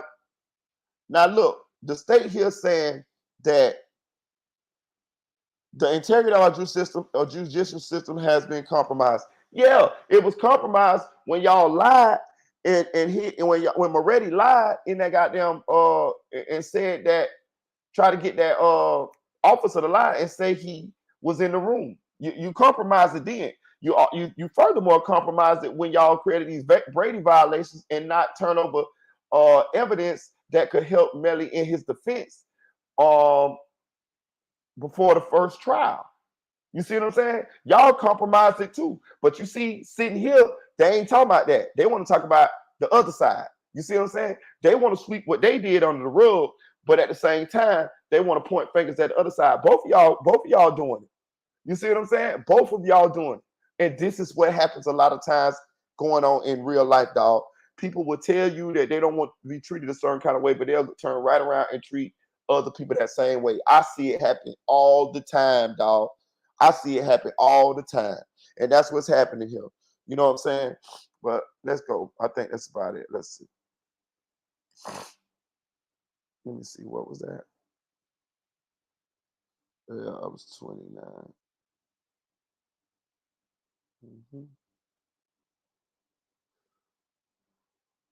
Okay, that's the end. Let's stay here, guys. Moves the honor grant the state motion. I heard a true copy. Okay, have prior. And then they go Miss Bukaloo. She wrote Miss Bukaloo, Alexandra Bukaloo. You know what I'm saying? So she wrote that document. All right, so that's it there. That's it there, guys. Y'all want to talk about it? Y'all want to talk about it? I'm finna drop the link. You know what I'm saying? Y'all want to come up and talk about it.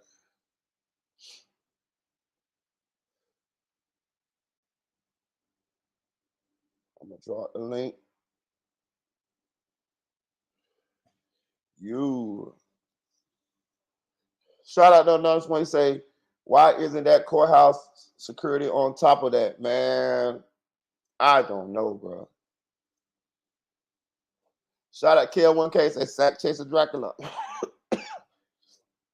That's what Dwight Howard was turning into in that motherfucker. Sack Chaser Dracula. Teddy say all these things add up. They add up, ain't they, Teddy? It's like 2 + 2 = 4. Teddy say, if he was innocent, why is he still behind bars? Oh no. That is the with the severity of his crime, just to be impartial and be fair. Hit that like button, guys. Please hit that like button. It's been a pretty decent live here, y'all.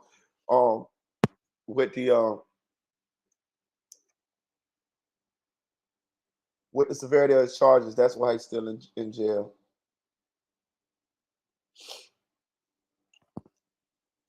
Now we'll agree with this.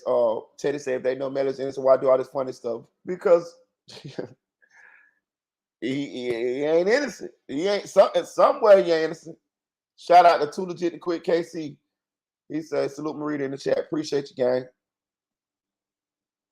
Shout out Mr. 36. The chick say they should ban her from the courthouse building 1,000 feet away. I actually think they're going to ban her. I do. I would. You know what I'm saying? I think they are, personally. You know what I'm saying? You know, this trial is all gloves off, y'all. This trial is not. This is a shit show. Let's just call it what it is. It's a shit show, guys. It's a shit show. It's not no fairness nowhere. Now we is in the mud. They fighting no holds bar. You know what I'm talking about? Like both sides. You know what I'm saying? Both sides. You know what I'm saying? So all the fair shit and all that shit been out the window. This is the knockout brawl street fight, y'all. That's what's going on. Hit that like button. Please hit that like button. And please follow me on Instagram at MeritaBoy1. MERITABOY number 1. MERITABOY number 1. Also, when you follow me on Instagram, DM me to let me know who you are, what your name is on YouTube, so I know that you're one of my YouTube subscribers that's attempting to connect with me on Instagram. I will accept you and I will immediately follow back. You know what I'm saying? So follow me on Instagram, MERITABOY with the number 1. We're trying to get the Instagram followers up. Then we're gonna start. We're gonna change that channel because it was like a personal channel. We're gonna change that channel into more content-friendly channel. Also, I am gonna continue to post a little bit more into my life. You know, maybe things I do, the people I move around with on there too, so you can kind of like get a little bit more intimate level of who I am and things that I do and stuff like that. But eventually, we're gonna be going live from that channel as well. So we're trying to get them subscribers up.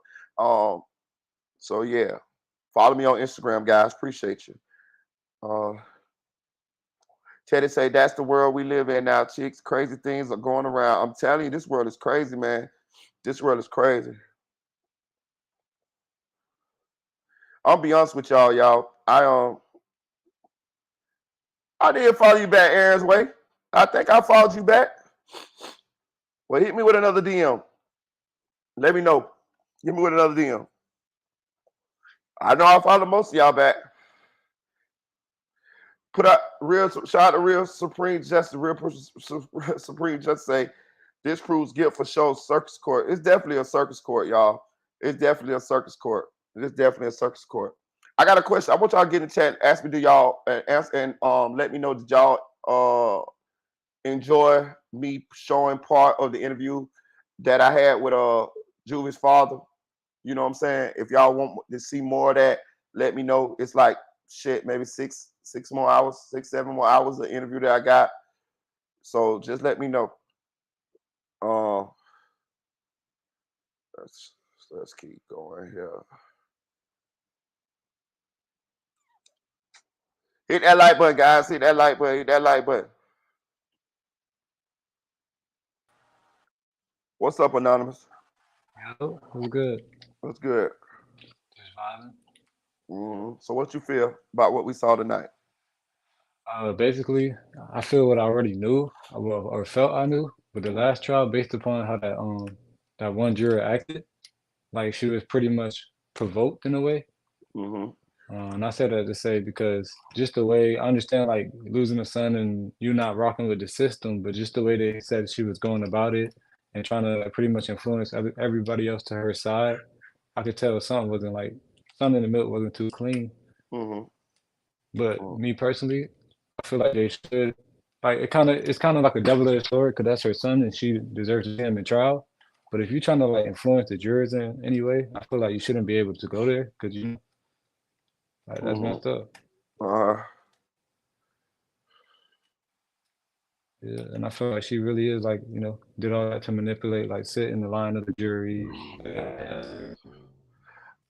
Shout out to Music 101. Y'all read the screen. Music say we having a open panel discussion tomorrow on Triple Threat. Marita, you and your gang pull up. So guys, I want y'all to go subscribe to Music 101 channel. Y'all can do that right now. Take a little time out. You know what I'm saying? Go subscribe to Music 101's channel. That way, turn on all your post notifications. So tomorrow on Triple Threat Friday, Triple Threat usually goes around about 7:30, 8 o'clock, that you guys can jump on there and chime in. And it's going to be an open panel discussion. You know what I'm saying? So, Anonymous, Yep. you wanted to get on the panel last Friday, and I understand that. So here's your opportunity to get on the panel. So I hope that you'll pull up, and I know you already subscribed to Music 101 channel. So that way you can get up there and you can share your opinions. Now, this is what I would like you guys to do. Do me a favor, guys. I would like you guys to really think about the questions that you would like to ask and have answered between now and tomorrow. Triple Threat Friday goes down tomorrow night. And that way, when you guys get up on that panel, you guys can have your questions that you really want answered. You know what I'm saying? And you want to ask on the panel. You get what I'm saying? And it's going to be me, Mickey, Music, and maybe Iceberg, and who else? You know what I'm saying? But we're going to interact with you guys, and you guys can, you know what I'm saying, ask the questions that you want. So shout out to Music for that, for him extending the olive branch to open this panel up to us and to have this conversation. You know what I'm saying? So I hope you guys go subscribe to this channel right now and hit all post notifications. And I want you guys to pull up for Triple Threat Friday. Because listen, let me tell y'all something. Triple Threat Friday be lit. I'm telling you, I enjoy Triple Threat Friday. Triple Threat Friday is the number one show that I wait for. You know what I'm saying? I actually is the only one I wait for. You know what I'm saying? Sometimes I pull up on Scope, but Triple Threat Friday be very, very interesting. So, you know what I'm saying? And tomorrow, like you say, we want you guys to join us for Triple Threat Friday on Music 101's channel. So please go subscribe to Music 101's channel right now. Poetry 2000, appreciate you say that should be standard procedure. Jurors should have a designated bathroom. Man, that's what I'm saying. I don't know what these country boys doing down there. You know what I'm talking about, in the Broward County Sheriff office or the Broward County courtroom. I don't know what the courthouse. I don't know what the hell they got going on down there, man. They is really showing they natchy black ass.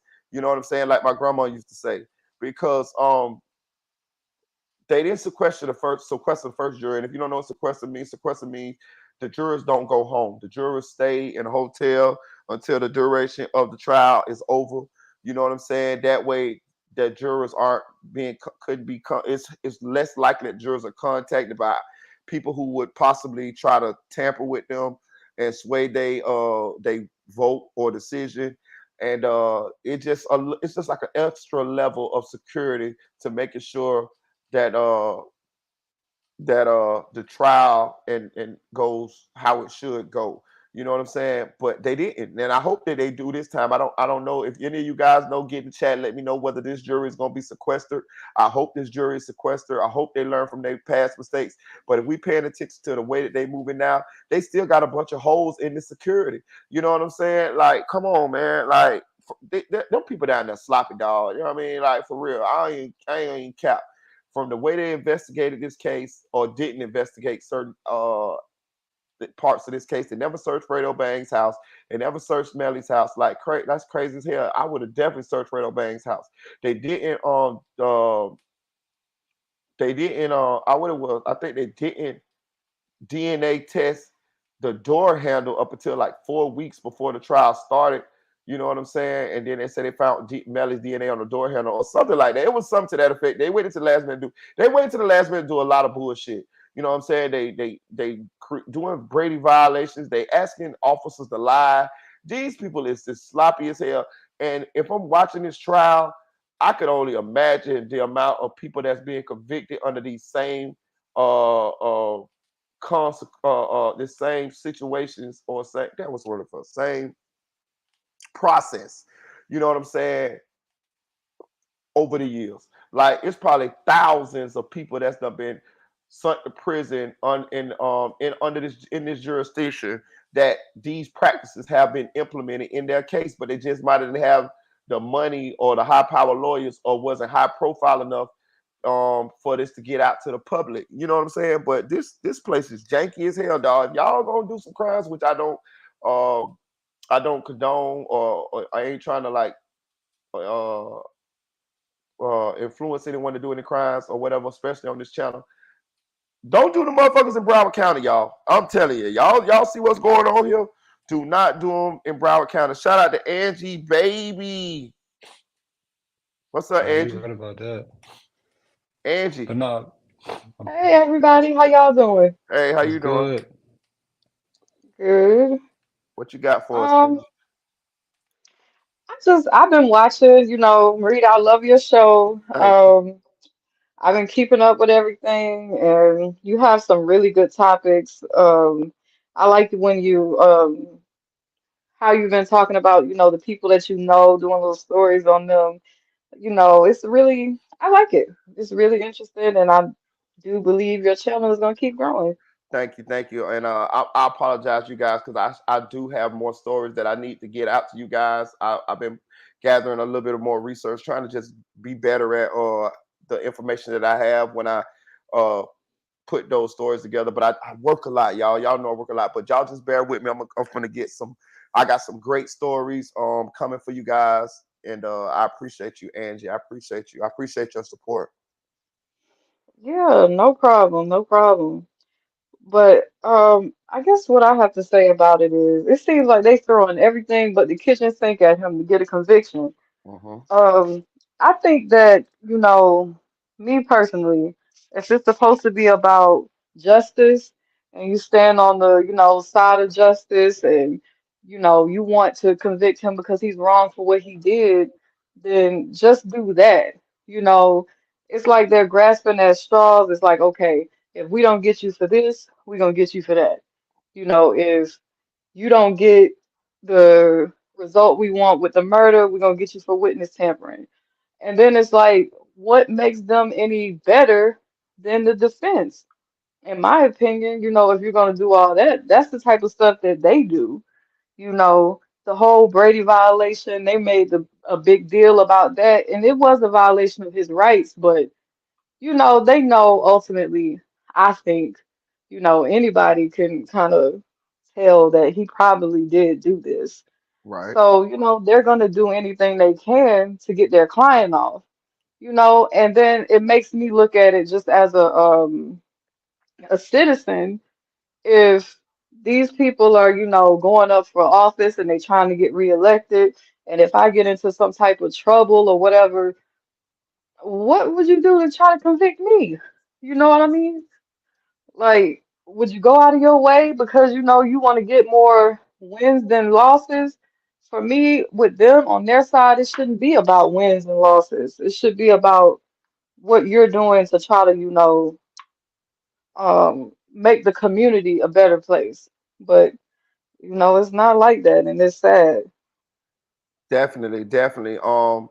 And I agree 100% with your take on it because that's y'all know me. I'm someone that I am for the families. I'm for the victims.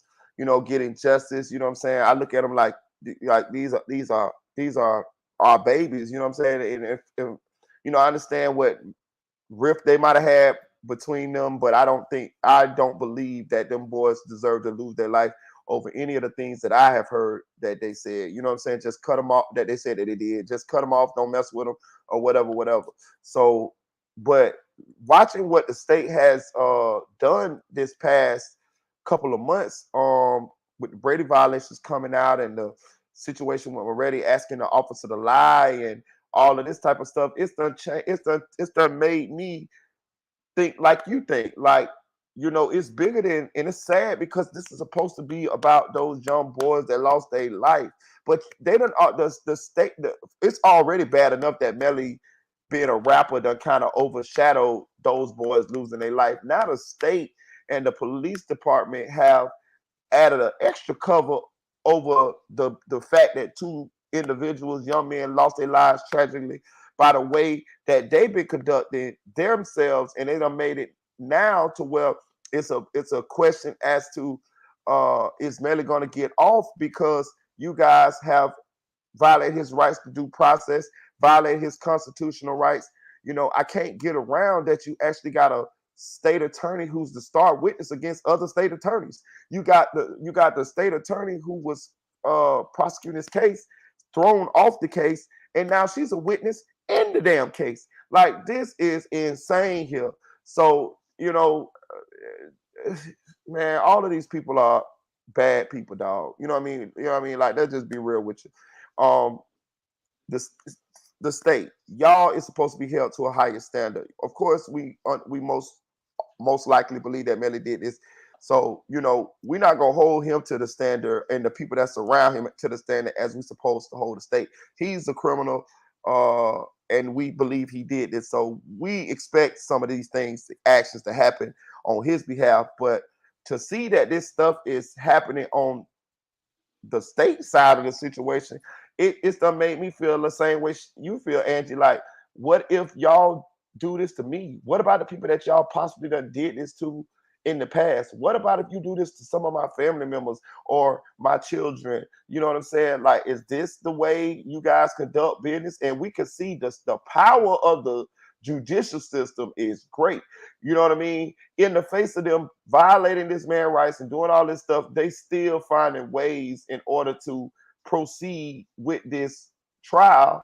And it's like, don't worry about what we did. We still going to prosecute you. So we bad people too, but we gonna still stand on our soapbox, wag our finger at you, and put you in prison for life. Now, and I do agree that I believe that justice should be served, but I want justice to be served on their side too.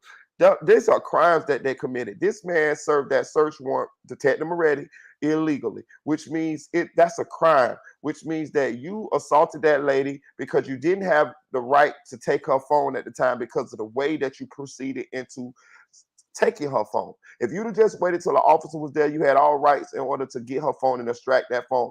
But being that you did it, that null and voids the whole situation, which means that you assaulted her, which means you strong arm robbery her, and which means that you have theft. You took her property.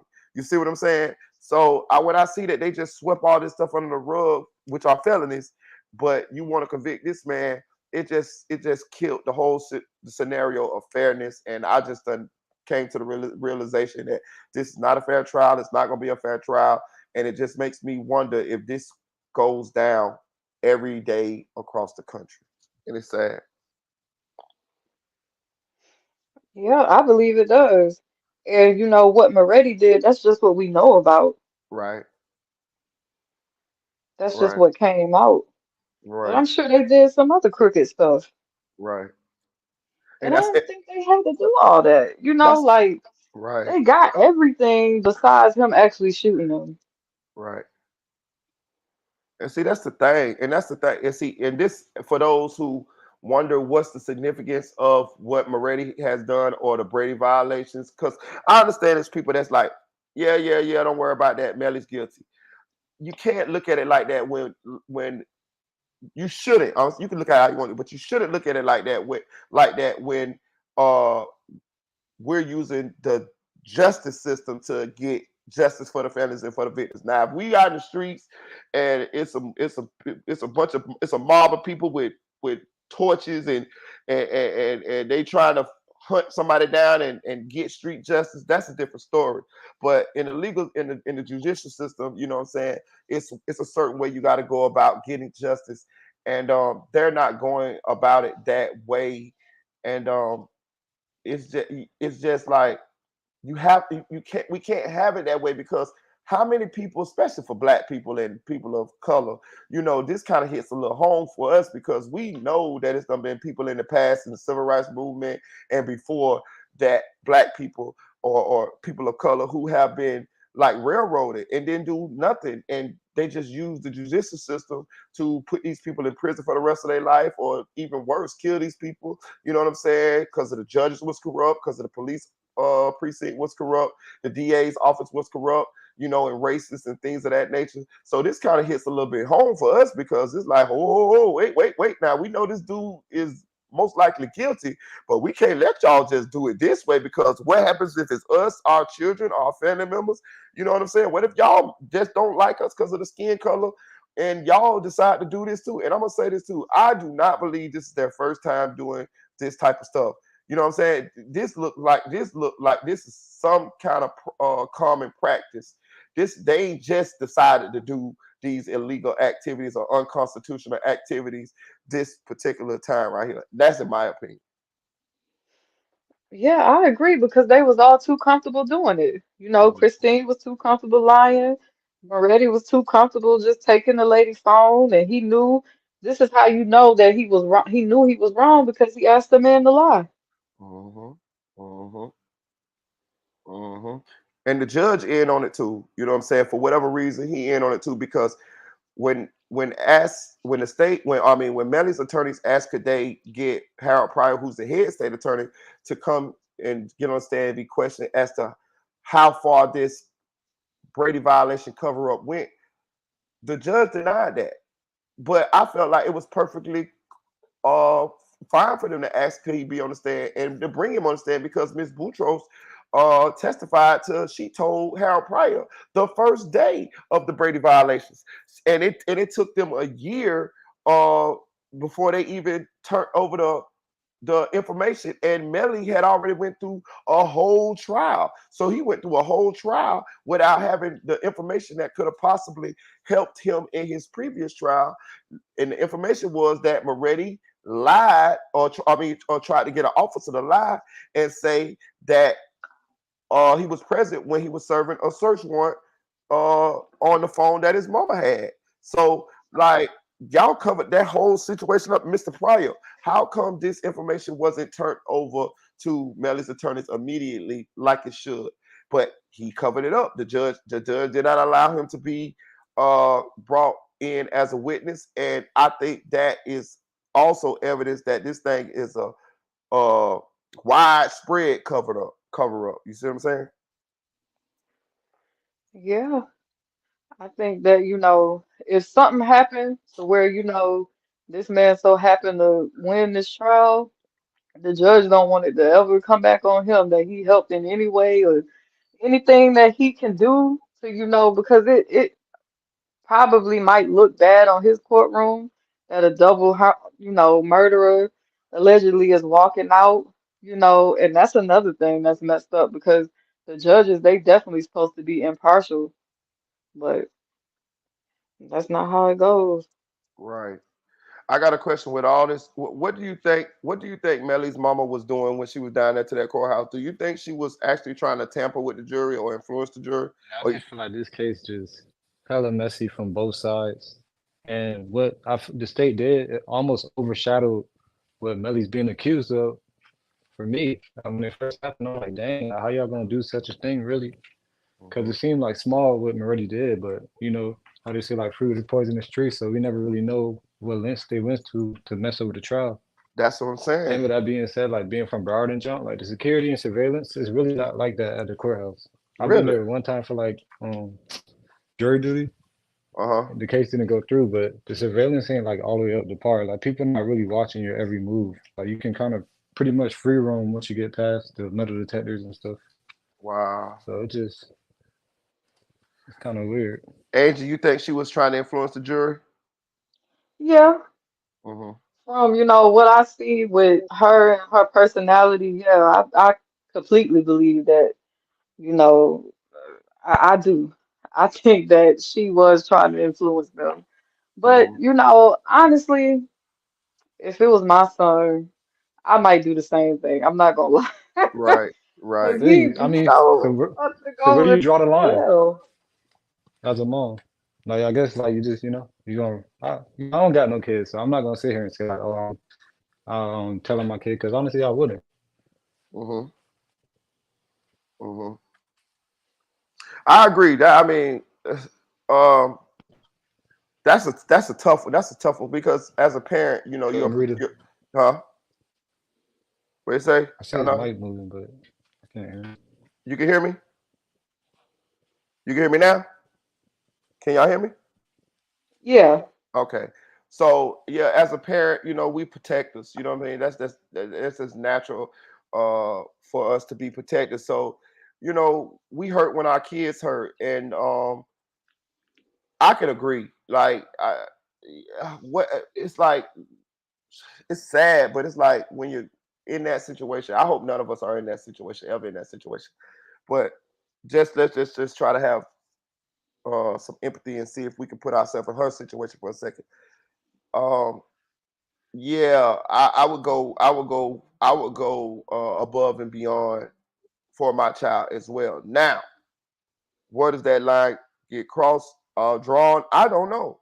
I don't know, and I pray that none of us have to go through that. You feel what I'm saying? But um, the fact still remains she is doing these things, and we just with this one, I'm gonna just disassociate myself with that because I don't ever want to be in that position. And I'm just gonna call it for what we see. Yeah, it looked like she's trying to influence the jury. You know what I'm saying? Yeah. But Like I said, if I I do was agree in with it, you. I do agree with you though, Angie. yeah, I would probably do the same thing. Hmm. I don't know if I would be that bold to, Hmm. just be around them like that and position myself to where, it could come back on me. It's gonna ultimately hurt my son case, Hmm. me doing all of this. So, but I would try to do what I can Hmm. Hmm. without getting caught, Hmm. but I mean, who else? Any parent, I think most parents would in that situation would try to, do anything they can to help their child. Right. Even though I think it's something wrong with Millie.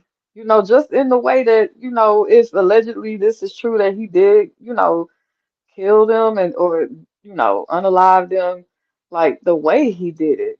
Hmm. It just seemed like he did it just like it was sporadic. Like because I'm not trying to be funny, but in respect to the victims and the victims' families, but that's the best way you came up with to do this? Right.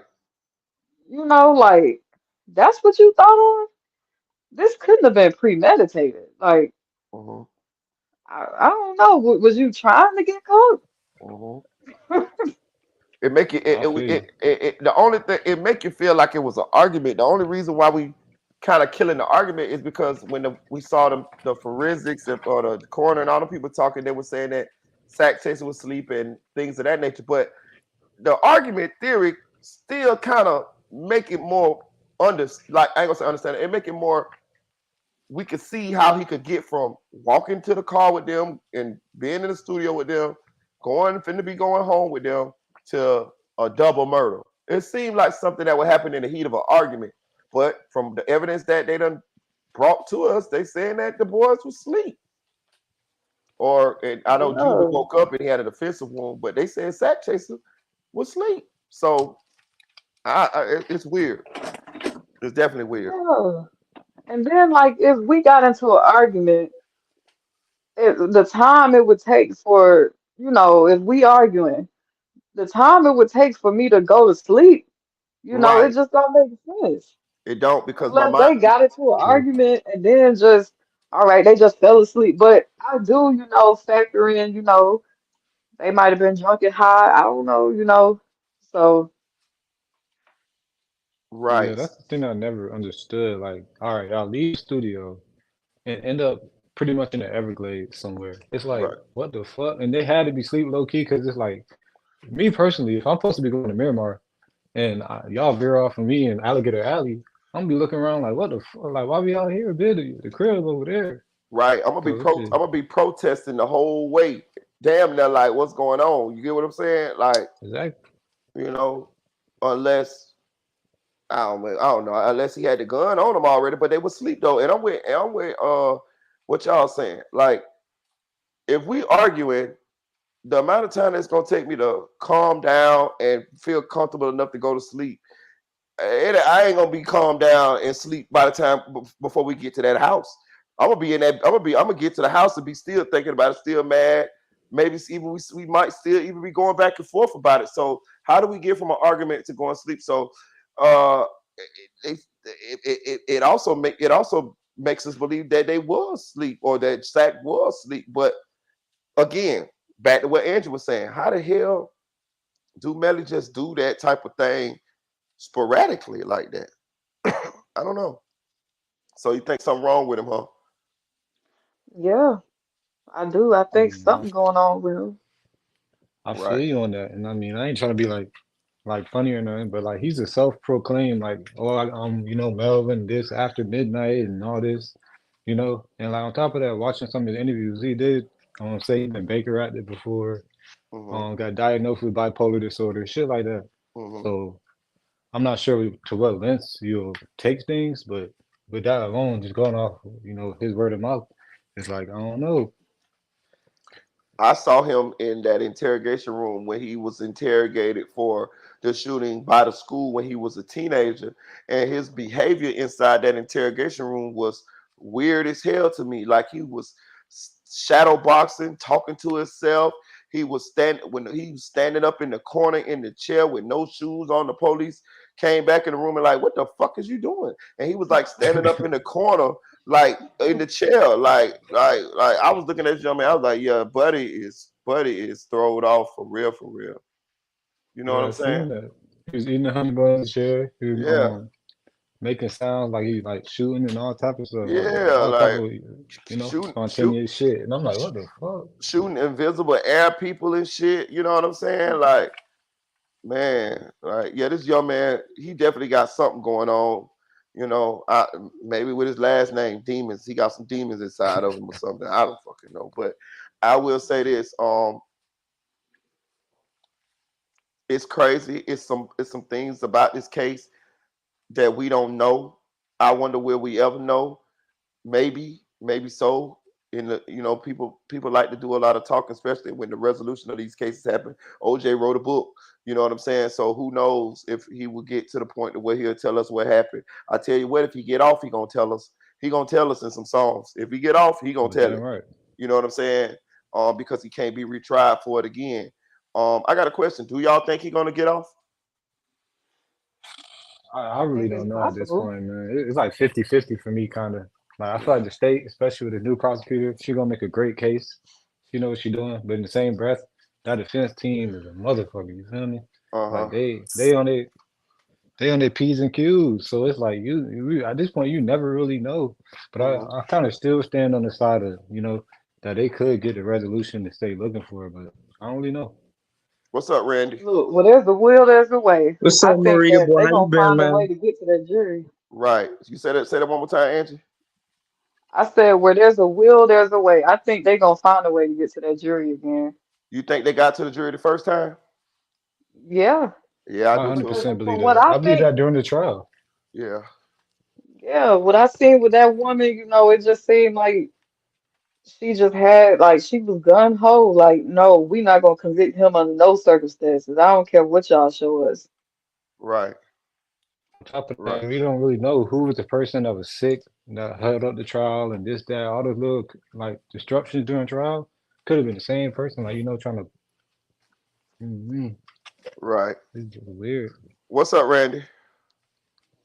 What's up? How you doing? Cool and cool. Yeah, this case is crazy. Mm-hmm. Like, like, cause let me go back to the Jamie situation, right? Mm-hmm.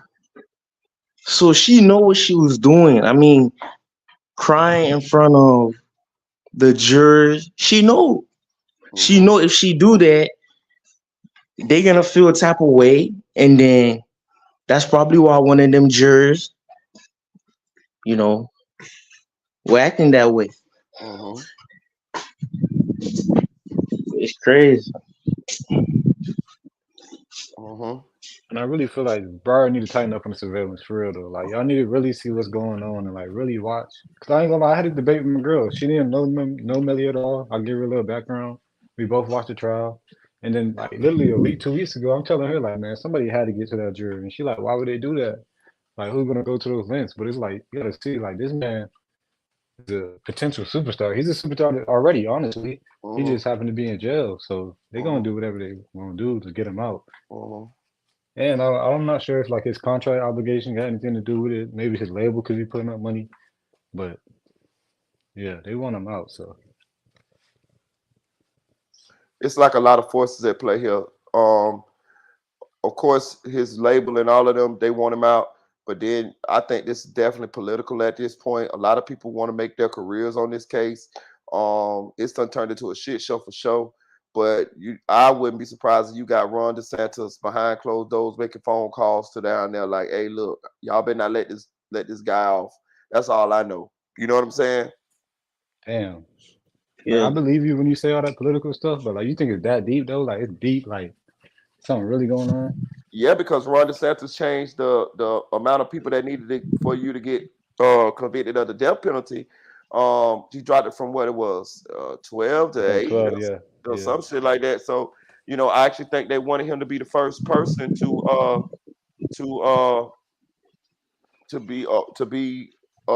on death row from that new law, that new ruling. Now I'm gonna say this. Let's go back to the first trial.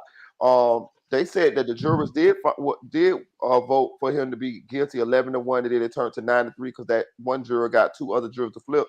But it was for manslaughter. Those jurors couldn't even come to the consensus that it was first degree murder, and so he definitely wasn't gonna get the death penalty on the first trial. Now, does that mean that that's how they will vote this second trial? No, it's a whole different pool of jurors, and they may vote for him to get first degree murder. But that first jury, they was only going to convict him of manslaughter. And I think that's the Yeah, state's that's fault. crazy. Mm-hmm. What'd you I say, think Angie? it's But the state's that fault. came in. My Huh? bad. Um, the reason why Ron DeSantos had changed the law was because of the Parkland shooting, Yep. because he Yep. wanted them to, him to get the death penalty, Yep. but they couldn't agree on it. Right. So he said, "All right, well, we're gonna make sure this don't happen again. We're gonna, you know what I mean? Right. We're gonna stack the deck against people who we put the death penalty on try to get the death penalty in they cases, and we're gonna lower the threshold so it's more likely that they will get the death penalty." Damn, that's cold, ain't it? Marita, I got a Yeah. question. Go ahead, Randy. So I know Melly is guilty, right? So now when you say they violated his rights, like it does, like it get confusing because then you gotta look at them violating his rights and then him being guilty, and then I get like what do you gotta say? Or like, which side should we really? You know what I'm saying? Listen, in my opinion, listen, I'm gonna say this, and it's that's what I'm saying. That's why I'm so inside. I'm angry at the state because I want justice for the families because I look at it like these is kids. These is we see so much violence with these young people nowadays, and how they just don't value life, and to see these young boys killed this way, it kind of make me feel away. So I want justice for the families, what I'm saying, especially since the police already got him and they locked him up and all of that. That he locked up. I ain't put him in jail. He locked up. But I'm also somebody that's done been in the courtroom fighting for my life, and it's a lot of things that play here. I watch a lot of old civil rights situations and stuff, and I'm black, so it kind of, I don't like to say it like this, but it kind of make what they did to him supersede what he did to the victims, because what they doing to him can affect thousands of people. You know what I'm saying? Like, you know what I mean? Like, it could affect you later on down the line. Who knows? You might get pulled over driving with a suspended license in Broward County one night, and they railroad you. You know what I'm saying? Or your mama, or your sister, your brother, your son, your cousin, your auntie, your uncle, your daddy. Like, this is what's called systemic. So it just make it like, damn, we gotta make sure y'all don't do this shit. You know what I'm saying? Yeah, we gotta make sure we want Melly to get his just do with what he did, but god damn, now we can't let you all off the hook either, because y'all gonna continue to do this shit to people. You know what I'm saying? And y'all probably already done did this to a lot of people. So I hate to say it, but I want their ass to be in trouble too. Put it that way. You know what I'm saying? Yeah, where they charges at? Yeah. You know, you know what I'm saying? Yeah, I mean, I feel like she might lose her job. I don't think they're gonna charge him truthfully. What's up, Sip? Shit, nothing much. Just getting off from a long day. Let's just say a long year of working. It's been a long ass year. Right. So I like that last question that I was asked by Randy. What you think about that last question? What was the question again? I'm sorry. Go ahead, Randy. So like, cause I got confused, cause I know he's guilty, Melly's guilty, but I want to know to like what side should like we really be on? Cause they said that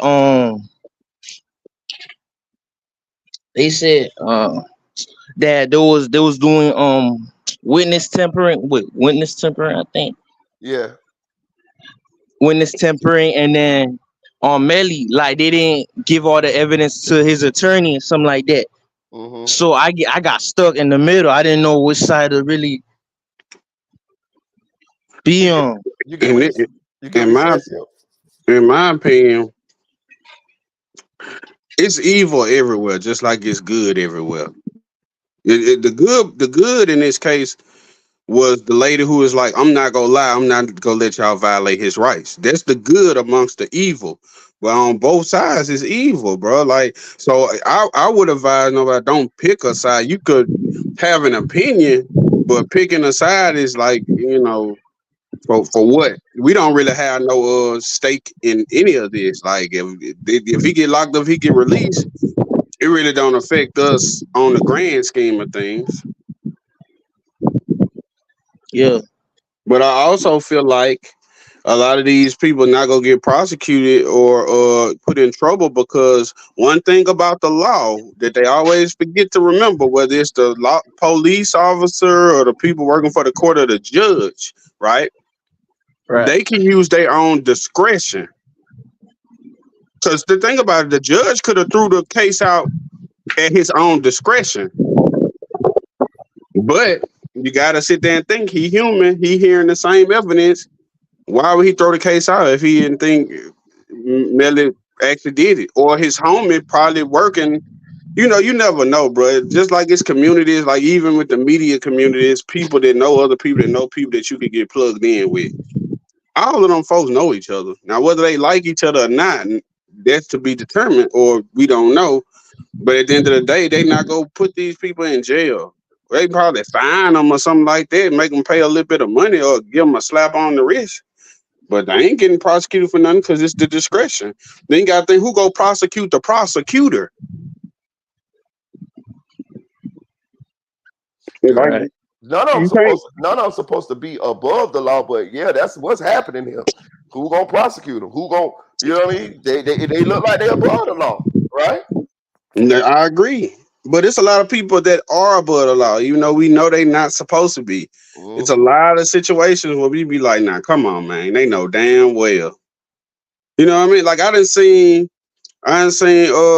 certain people get a vehicular homicide accident and they get actually charged for vehicular homicide and get 20 years. And I done seen a person of the opposite sex or the opposite color do the same exact thing and got probation.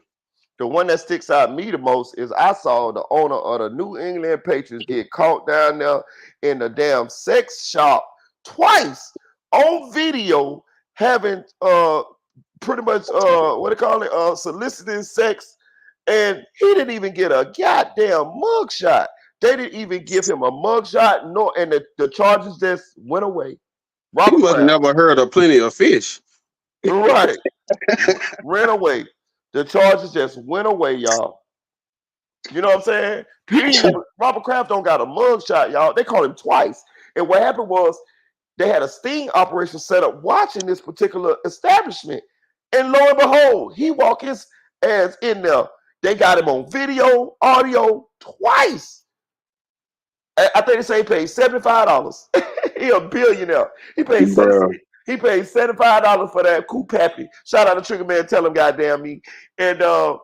He hit a lick for that price. Yeah, $75 twice. Unless they were just some buckets or something. and it's over. You know what I mean? Like you don't hear no more about it. So yeah, some people are above the law, man. Poetry say, my mom would not protect me if I murder two people. That's what's wrong with these kids. But that's what Charleston White be saying. Like, his mama wouldn't uphold him doing no fuck shit, bro. My mama wouldn't have known, though. That's the thing. My mama would not know whether I was guilty or not. I'm like, mama innocent. Right. Right. I need plausible what you say, plausible deniability. Right. Yeah. I need that for sure. Yeah, he going to jail though. Melly he gonna be in there. I mean, he gonna be stuck in there. They come with every curveball because if they get did they have a hearing today? No, because I looked for it. No, they ain't have one. I'm thinking they're gonna have one tomorrow though. And when they go tomorrow, right, they gonna say approve or whatever the prosecutor they had submitted some what do you call it? I can't think I'm spacing. Some motions or whatever. Mm-hmm. Yeah. And I was seeing Cup Boy say shit. If they approve on motions, he pretty much fucked. Yeah, pretty much. Which ones in particular? Because the jury motion, I think already got denied. I seen Bryson Boone Paul on Twitter talk about it. What jury motion? I'm sorry. No, you good, fam. On the motion about Jamie, about her being like away from the courthouse and stuff. The one that just got submitted, like I think today or yesterday. Oh, they denied it already? Yeah, it's denied. Wow. Well, they wanted her to not be at the courthouse? Yeah, because she okay. So we went over the paperwork earlier in this video. So what she was doing was she was present during jury selection. One of the jurors actually was her co-worker, and they said she got a little happy when she saw the juror that was a co-worker. So when the jurors would go to the restroom for rest breaks, she would be outside crying as the jurors go by. And as they would go to their car, she would be out there crying as the jurors go by. And one of the jurors said that she made eye contact with her, like trying to how you like talk to somebody with your eyes, like, hey, look, you know what I'm talking about. So they're basically saying that she down there like to garner sympathy from the jurors, the prospective jurors, as they going through the jury selection process. If you think it's a possibility she tainted that one juror that was like, hell nah, and convinced the other juror? You think that was her coworker? I don't know, but I feel like that they got to that juror some kind of way. I feel that way. That's a possibility like a motherfucker though. Especially when we seen the paper that they found in Bortler's house with the seats where the jurors was at and what they was wearing and they was black or white or what. Yeah, hell yeah. Since the beginning, Marita, since the beginning, you know I've always stayed consistent and say them boys slow, man. Mhm. Them boys slow, man. Yeah.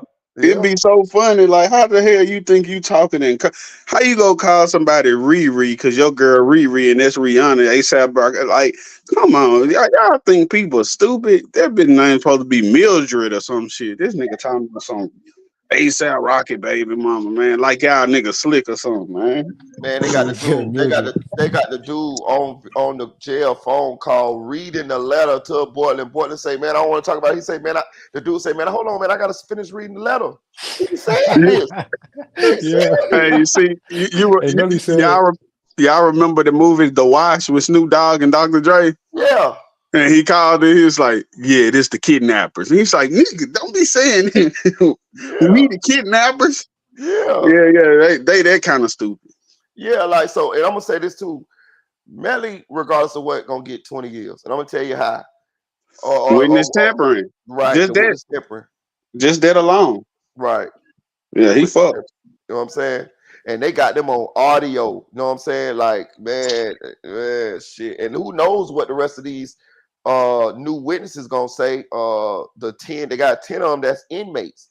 You know damn well the state, you know damn well they ain't calling no inmate from jail to help the defense. That ain't finna happen.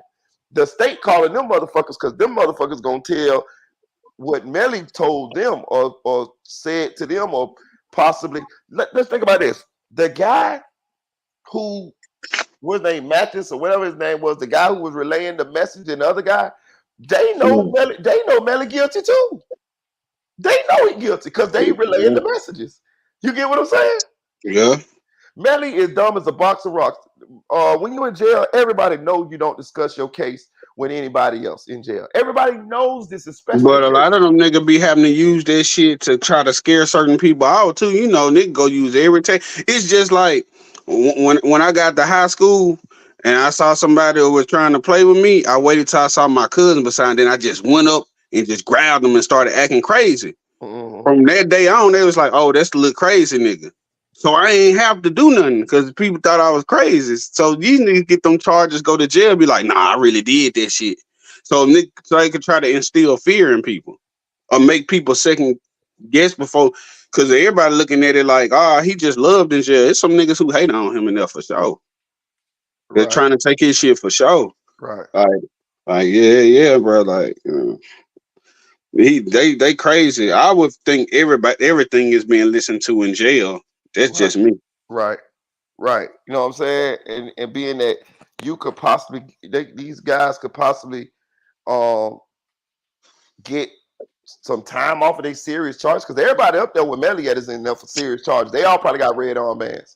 You know what I'm saying? Or red jumpsuits if you want to, you know what I'm saying? Yeah. Security. So these dudes could possibly get a lot of significant time taken off they cases or at least some what do you call it? Some consideration in their cases if they able to flip and get some information on Melly and other people too. Yeah, but I feel like to a degree they can't make it look too nasty. You know, the prosecution, this whole legal process through the first trial, in between, leading up into this trial, I think it media wise, professional wise, it looks crazy as hell. We know it look crazy because it look crazy to us, and that's not our realm of profession. So they could only do so much without getting scrutinized. If it's too much scrutiny, he'll win the appeal. I think they're gonna keep certain shit to a level. Like how many of these 22 witnesses you think is another expert that's validated better than the experts they had before? Because all of these people, not just individual people type shit. Okay, so I don't know how many of them experts. I'm gonna say this, and I hope some of them experts, because if you remember, the state did not bring any experts the first trial. They didn't bring none of they didn't bring nobody to their own people that say, "Oh no, these bullets holes went this way." No, the only witness the state called was Adrian Davis, I think, right? Yeah. Yeah, the last day, the fat boy. I thought he was the witness that was getting tampered with. I thought it was Trayvon Glass, but it came out to be the girlfriend. Yeah, that's who I thought it was, Trayvon Glass. I'm getting the name mixed up, but yeah, that's who I thought it was. But I guess they already had spooked him, so he was like, "Man, I ain't telling no fools." No telling. Yeah, it's ground for the G. It's ground for him. What's up, Randy? Go get in there, Randy. Jump in there. Marita, boy, I'm about to hop on. You know, I got a busy schedule. I'm gonna try to join in tomorrow. Yeah, okay. So tomorrow we're gonna be on Music 101 channel for Triple Threat Fridays by 7:30, 8 o'clock. Go subscribe to Music 101 channel. We're gonna have Mickey True. It's gonna be me, Mickey True, Music. I think Iceberg and a couple more people, but it's gonna be an open panel, so you guys can come up there and ask questions and share your opinions on the case too. Music 101. What time y'all say at 7? I probably don't get out about 8, but I'll hop in when I get through. You know that thing jump up. You know that thing go down for about 4-5 hours, so you'll be all right. Shit, I be full disclosure. When I get on there, I be at work. You know what I'm saying? Yeah, on Fridays I. All right, so I'm gonna try to see what I could do. I'm gonna try to see, you know, if I don't have a busy schedule. If I have a busy schedule, you know, I'm gonna put it up. I'm gonna put it back on the screen. So that's Music 101. That's his name right there. So y'all can go subscribe to his channel right there. All right, bet. Y'all have a good night. All right. I'm glad I thought it. All right. Yeah, you too. All right, appreciate you, Randy. This is at the end. Yeah, man. I'm talking about we be lit over that thing though. I ain't gonna even cap to it, bro. You know, Mickey True be on that thing. You know what I'm saying? AK was on that thing last week with us. You know what I'm saying? That thing be lit. That's what's up. I saw AK had, you know, I be liking that he'll snap, but then he'll go back and be like, you know. Yeah, it was cool. It was cool. We buried the hatchet, and it was cool, man. It was cool. I enjoyed it. I really did. Yeah, nigga ain't got time for no drama, man. Yeah, man. I enjoyed it. He actually hit me up on the DM a couple days after that shit. Me and him talked on the Instagram DM for about 30-40 minutes. We talked. That joke funny as hell behind closed doors. You know what I'm saying? Yeah, he had hit me up. We had talked on that thing. I ain't gonna tell y'all what we talked about, but yeah, man. I appreciate him coming the way he came, and when I seen the way he came, if we men, a lot of times it be, men don't be liking the, this is the internet, so men don't be liking to seem soft or no shit like that, or even apologize. But when I seen he was coming that way, it made me like, damn, dog, like, let's go ahead on and get past this shit and keep, you know what I'm saying? And that's what I did, you know what I'm saying? No, I respect that. I feel like you more of a man if you could talk yourself out of your differences. Right. Like responding with violence and aggression all the time, that make you weak. That shows you weak. You don't got the mind to maneuver through certain shit. Right. So I respect it. I respect it. Right. Mm-hmm. Right. Mm-hmm. I respect it. Right. What else going on in the news, bro? Oh yeah, man. Dwight Howard, they say he be choke slamming the alphabet community people in there and be making them, you know what I'm saying? Like, you ever had your nephew over and your nephew be in the room with your kids and you go in there, your nephew be doing all kind of wrestling moves and be too rough with your kids and shit in there. They say that's what Dwight Howard be doing in there with the alphabet community people, and he got a lawsuit now because he be too aggressive. I saw the little video he put out where he be like, who cares? Who cares what I do with my man? I mean, it's true, but I don't know, man. It's just, I hate that people like try to hide shit, and then when shit hit the fan, they be like, who cares what I do? Like, no, we really didn't care, but you've been lying this whole time. They've been saying this shit for like the last few years, 3 or 4 years. That's what I said, bro. I said the same thing you said, Sil. I said it earlier. I say, bro, like, don't nobody really care, bro. But at the same time, though, we only on you, Dwight, because you lied and you hid the shit for so long, bro. It's 2023, bro. My only problem with the shit, which my opinion don't even matter. We just talking because this what we do here. is that you're trying to hide the shit, bro. This is what you like, my nigga. You know what I'm saying? Live your truth, my nigga. You know what I'm saying? We gonna crack on you here and there, but at the same time, we don't really give a fuck. You know what I'm saying? I know I don't give a fuck. Yeah, but see, this what the gay community and all of them folks be forgetting though, man.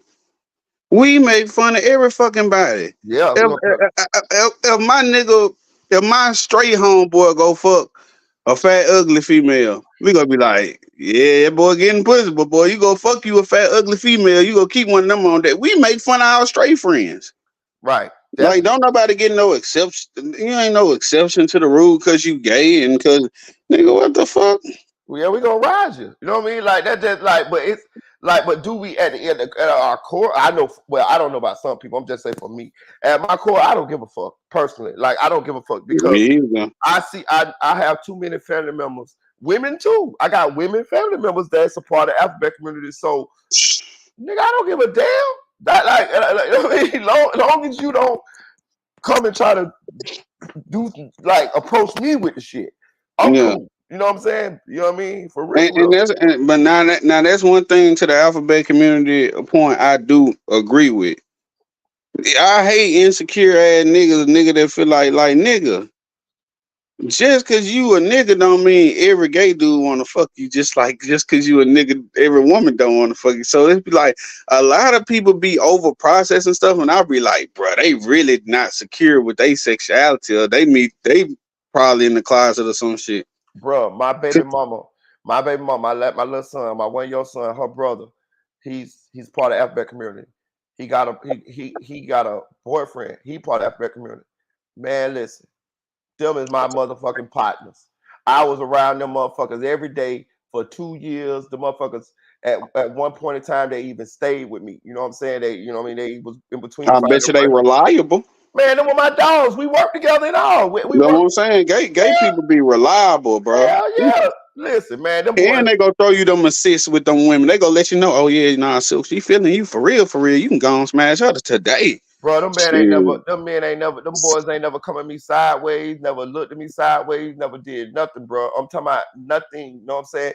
So hell yeah, I'm with you on that, bro. Like every person who lives that lifestyle, they don't be just be coming at you, but you know, so I'm definitely confident in my sexuality around, you know what I mean? You know what I mean? For real, like, you know what I'm saying? That's why I say I don't really care. But back to Dwight Howard, they say Dwight Howard, you know what I'm saying, it was like overly aggressive to the point where he got a lawsuit. Too big to be that fruity, man. Some nigga like him and Ving Ryan's, bro, they need to chill out. You know what I'm saying? Like he was too overly aggressive in there, and they say, you know, they suing him. You know what I'm saying? Because he was doing a lot too much, dog. You know what I'm saying? For real. Man, they be running the fuck out, bro. They be running out, man. It's just like that. This other girl I saw, I think he a baseball player or something, right? And she had said that he had bruised her, beat her the fuck up, all this other stuff, and then he subpoenaed, he sued her, so he got the subpoena to get her text messages. In her text message, she telling a friend, "Yeah, he my next victim. Wow. Yeah, I want him to choke me. I want to take all his money and all of this stuff." And they called out on it, and then they had found a video of her the morning she say. After she got beat the fuck up, her face looked fine. She looked happy as hell. He's sleeping peaceful. She looked peaceful. So it be crazy when people be coming with these accusations. Cause nigga, do Usher have herpes or not? Cause this shit was never confirmed. Right, and that's even like the particulars of the lawsuit that Dwight Howard is now facing. I ain't even getting into it because Hood Educated, shout out to Hood Educated. He talked about this on his channel. He actually went into the details, and I didn't want to talk about that shit. That shit was a little too triggered. Like that shit was crazy. Like I don't even want them words to come out my mouth. You know what I'm saying? So, but it's very explicit. Y'all want to know exactly the particulars? Y'all might have to Google it or go to Hood Educated. He did a video on it. So he the gay version of Trey Songz. Yeah. Cause they say that boy Trey Songz. Y'all gotta look that shit up, bro. They been bored. Yeah. Apparently he been out here being aggressive and Ah, man, I don't even want to say it on here. Yeah, that's what Yeah, I'm saying. Like, fuck, you yeah. know what I mean? Like, I'm telling you, like that shit was like, you know what I mean? Like, I actually turned off Hood Educated video. I watched when he went to get into it. So I say, fuck this shit. I don't need to know all this. Just No, I put it like this. I believe it. I don't need to see no proof.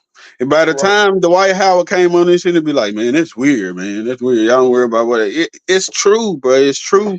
But you just gotta understand you a public figure. So people go yeah, worry about that shit. Like they right. go pay attention to that, man. Right, I wonder, do he know or understand that his statement is him pretty much confirming that he's a part of the community, and it just make you wonder, like damn, bro, just come on out, bro, because you pretty much done confirmed it by what you said.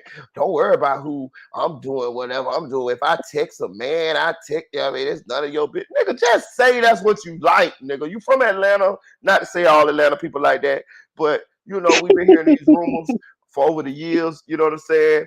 And bro, like, you know what I mean? Like, you know, bro, just stop it, bro, because you ain't fooling nobody, you know, and this is what it is. Nobody can take away from what you accomplished in the NBA and with your life. You successful. But you wanna know what the thing is, Marita? The thing is you hiding the shit. That's the thing. You hiding it because when you ever seen him in public with one of his gay homeboy, with one of his gay men? You know what I'm When you saying? ever seen him in public holding a man hand or at dinner or doing nothing, nigga, you doing this shit in the dark. Hey, another one said that FN was supposed to be Superman.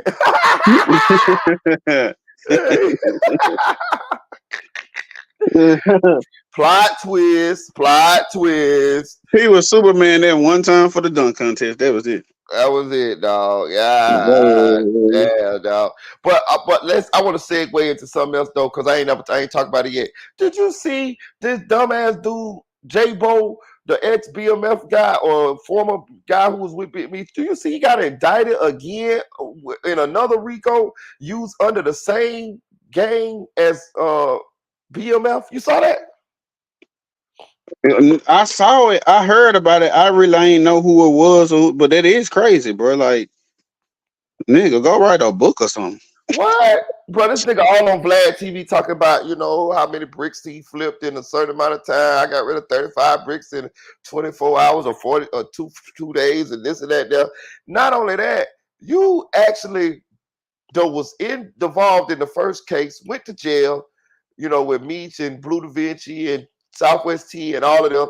You out now and you doing the same thing under the same name, BMF, and you catch another RICO case.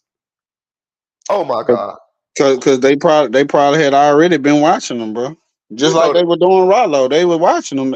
Rollo in jail because of the fact he posted a post that said, I took $1 million loss today. I The see that. police said that he wasn't even there, but they was watching the social medias and knew he was tied to this person, and they busted that person the day of where he did the text. And that's how he got on their radar, like all the way on their radar. People just need to shut the fuck up. Shut the If fuck people up. know I'm in BMF and I'm on Vlad, I'll be like, nah, I wasn't selling coke for real, Vlad. I was getting their powder sugar, bro. I was fucking up the game. Bro, So do the we gonna know they lying, just like when Pee Wee Longway was on that like bit Pee Wee dodging shit. Longway, like Pee Wee Longway. Yeah. Pee Wee Longway was on that bit like Crip. Nah, I ain't. he said, what that is? It's just a color. This is my favorite color. Just a color. Yeah. No, real shit. Some dumbass nigga be on no jumper like on hood. They waiting for them niggas to do one thing that's tied to anybody. I guarantee you, bro. Right. Them But folks are getting bored. bro, let me tell you something, bro. And the nigga J-Ro, he kind of up in age too, bro. I'm gonna say this, dog. He gonna kick himself in the ass every day of him sitting in that jail. But I'm gonna tell you this too. I done seen niggas keep it solid the first go round and not keep it solid the second go round. And a lot of that be due to the time that they face it and the age that they are. That man, J-Bo, he look way older than me. That J-Bo look like he about in his 50s or 50s, something like that. He can't do 20 years. So I would not be surprised if somebody like that in that situation turned state. I wouldn't be surprised. My nigga, if you getting real money still, why the fuck is you on Vlad? Right. If you getting real money still, like, why is you even want to be seen? I think it's the clout of being affiliated with BMF, being that they, you know what I'm saying? Like Meech in jail, you know, the BMF show out. I want everybody to know that I'm a part of BMF. And then they let Vlad finesse their ass to getting up there and putting themselves on in front of the public. Mm-hmm. You know what I'm saying? Telling whatever they want to tell. You know, they want the light. They want the shine. Let me tell you something I learned. Gangsters, street niggas, prolific hustlers, all of those people, they want to be known for what they did. I'm telling you. Yeah. Bro, I got OG niggas hitting me up on Facebook from my hood. Once I did a couple videos about the people that I know from our section that had did certain things. Now, all the people I done did videos about so far are dead. You know what I'm saying? But real talk, I got OG niggas that's alive, nigga, that hit me up wanting me to do their story. Nigga, one of the niggas got 2 bodies, right? He got 2 bodies. He called me. I talked to the nigga. The nigga say, "Man, you gonna do my story?" I say, "Yeah." I say, "But I can't really do your sticks." Like, he like, "Man, you know I got 2 of them." Swear to God, that's what the nigga said. Nigga say, "You know I got 2 of them." I say, "Bro, but I can't talk about that." He said, "Yes, you can." I say, "No." I say, "No, I can't." He said, "Yes, you can, because I beat him." Oh. So when he Well, said, it depends on how he beat him. If the charges got dropped, yes, nigga, you can still get in trouble. If you got acquitted, they can't do nothing. right, but I think he got acquitted. But the point I'm trying to make is he wants to be known. He wants people to know that. They want to be immortalized. So it let me realize, it made me realize that when these dudes be doing what they do in the streets, they do it for clout too. Yeah. They do it for clout too. I'm the biggest, baddest. I'm the biggest drug dealer. I'm the biggest gangster. I did this here. You get what I'm saying? I'm telling you. If I could ever get rich without being famous, that's my dream. Yeah. You know what I'm saying? Let me get rich without having to be like, if I ever hit the lottery, nigga, anonymous. I'm gonna be anonymous like a motherfucker. Right. Man, definitely. I was thinking about that, especially in my older age. Don't get it twisted. I still got a little razzle dazzle in me, but at the same time, I'm more so like my peace now, and I'm with you. I'm trying to get rich to disappear. You know what I'm saying? Yeah, for sure. I just want to be able to go wherever I want to go, and when my kid hit me up, my kids be like, "Yo, I got you. It's nothing." Right. You know what I'm saying? But yeah, man. I mean, it all tie back into the original point, man. When you grow up and you a man, like, you just look at it different. You could talk your way out of situation because you ain't so aggressive and all of that other shit. Like, yeah, because to be honest with you, that aggressive shit don't mean a motherfucking thing to nobody. Like, you know what I'm saying? Like, I know I don't care about nobody being aggressive. I don't care if you done killed 5 motherfuckers. If you get on if you piss me off, I'm at your ass. I don't give a damn. Nah, I feel you, cause I'm a dumbass nigga. I'd be like, man, I'm 5 niggas. You can kill 5 weak niggas. You was scared when you killed them. Right, you know how niggas get. You know how niggas get. I be just looking at if I can get your ass first. You know what I'm saying? Scary ass nigga accidentally killed 5 people. Yeah, man, we growing up around all that shit, bro. That shit means nothing to us, bro. Listen, bro. Listen, we have family members, friends, associates, people we growed up with. They be like that. We crack jokes with them motherfuckers every day, crack on them, talk shit to them, all of that. Now, they might have done killed somebody down the street or killed somebody 5 years ago, or they might be beefing with the other side of town, but them niggas be right there with us today, standing on the block with slides on.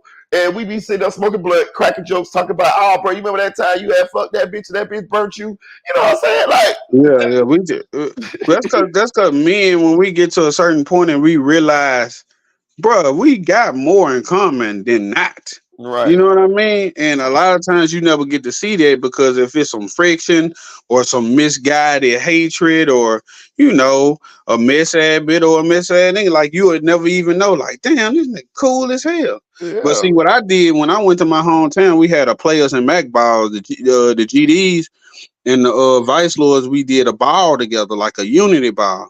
So shit, I walked in that bitch. I had brought like 100 bottles of champagne down that bitch just to pass out type shit.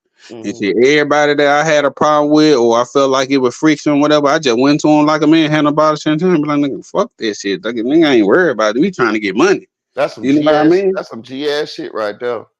For real, that's a fact. I'm talking about, but it feel better not to have to worry about that when you move around. You see what I'm saying? Now I ain't gotta worry about damn what if he done told somebody he don't fuck. You know what I'm saying? So let me just come show everybody love, man. You know, and that's what's been helping me showing love instead of trying to shit on people, bro. Come show love, and you know, cause I ain't fighting. I'm gonna tell you like that. I will fight, but I know these niggas is not fighting. My homie got killed a couple weeks ago. Nigga, after he got jumped, they had already beat him, shot him point blank range, blew his brains out. Yeah, his sisters out there had to see that shit. So, and this is somebody I got to fighting with back in the day. But after we got to fighting, we was cool. Right. Yeah, I hate to hear, bro. Like I hate to hear that. I'm with you too, sir. That's why I try to. I'm out the way. You know what I mean? I'm out the game. I'm on the porch. You know what I'm saying? That's why I live a certain kind of way. Because I don't want to have to go through all of that type of shit. You get what I'm saying? Like, cause I ain't fighting either. I can fight. I'm a big dude. I got on scale today. I'm 255.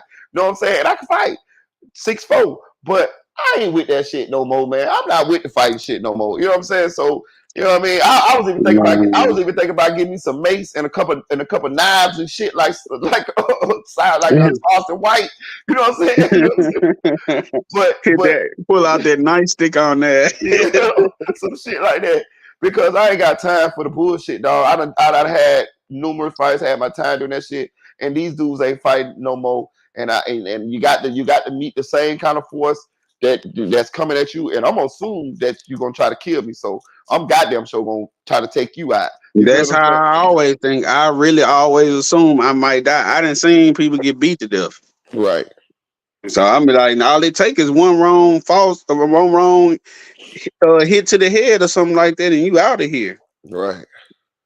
And now your kid looking down at your body like I'm straight. I'd rather look through the glass than you look down at my body. For sure.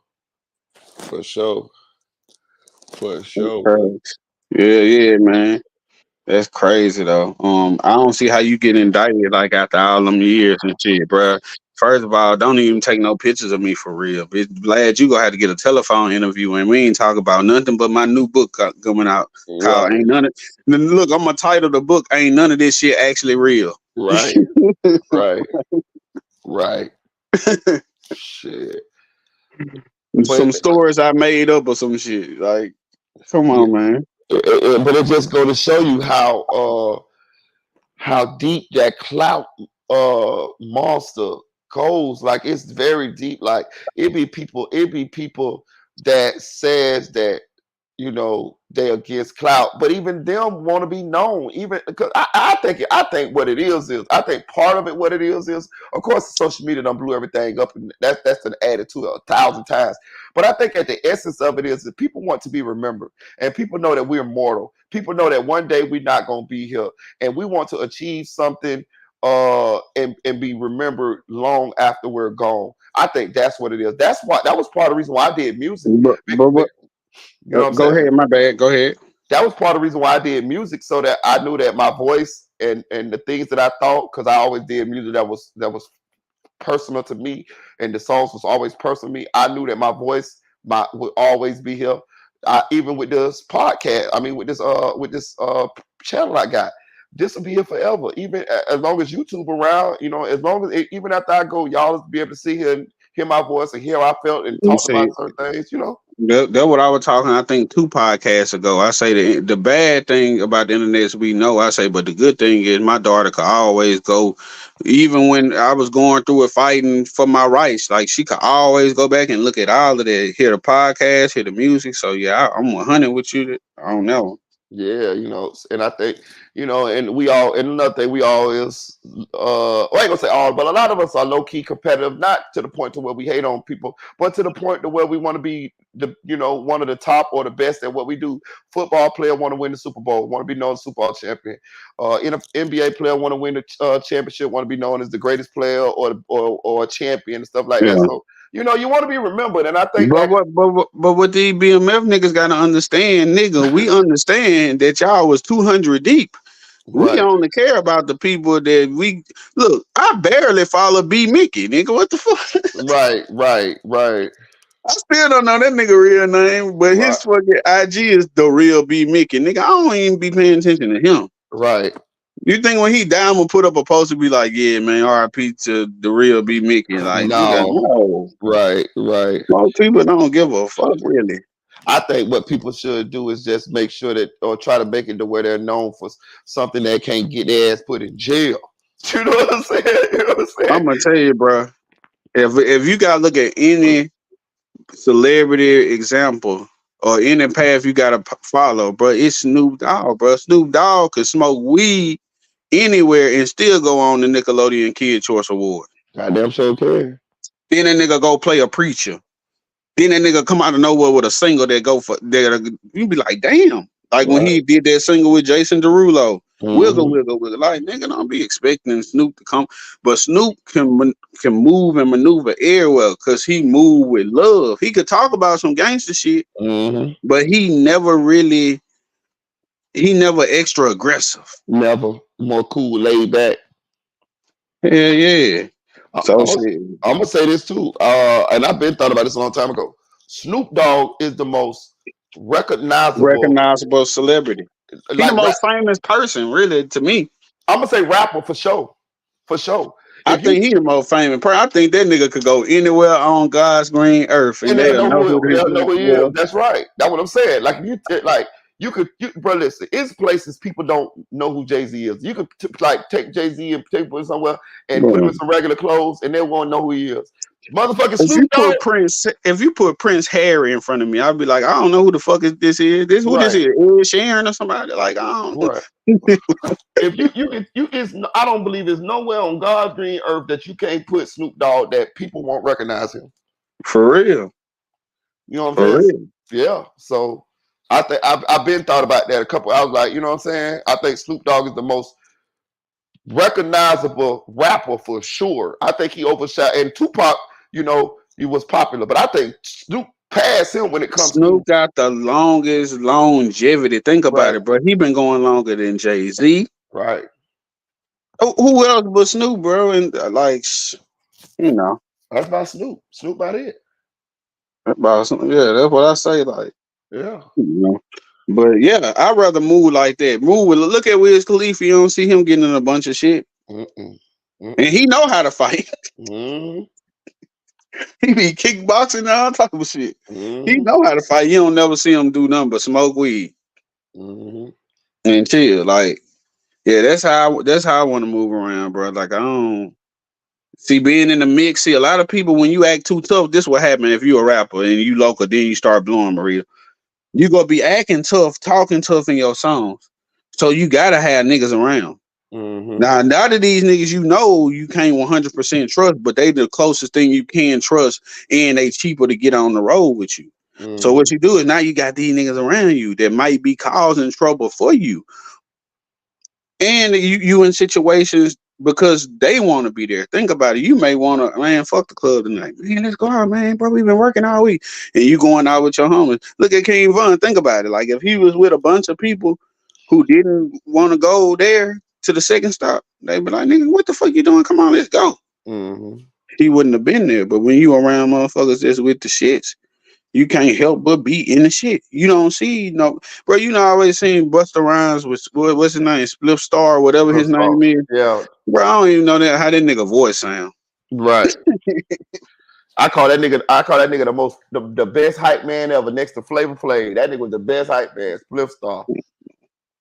You know what I'm saying? You just gotta learn how to chill. And we talk about celebrities, people, but you can do that shit in real life too. If you ain't with the niggas in the hood, just cause them your boys and you want to fuck with them on the street, bro, you'll avoid a lot of shit. You'll spend less money.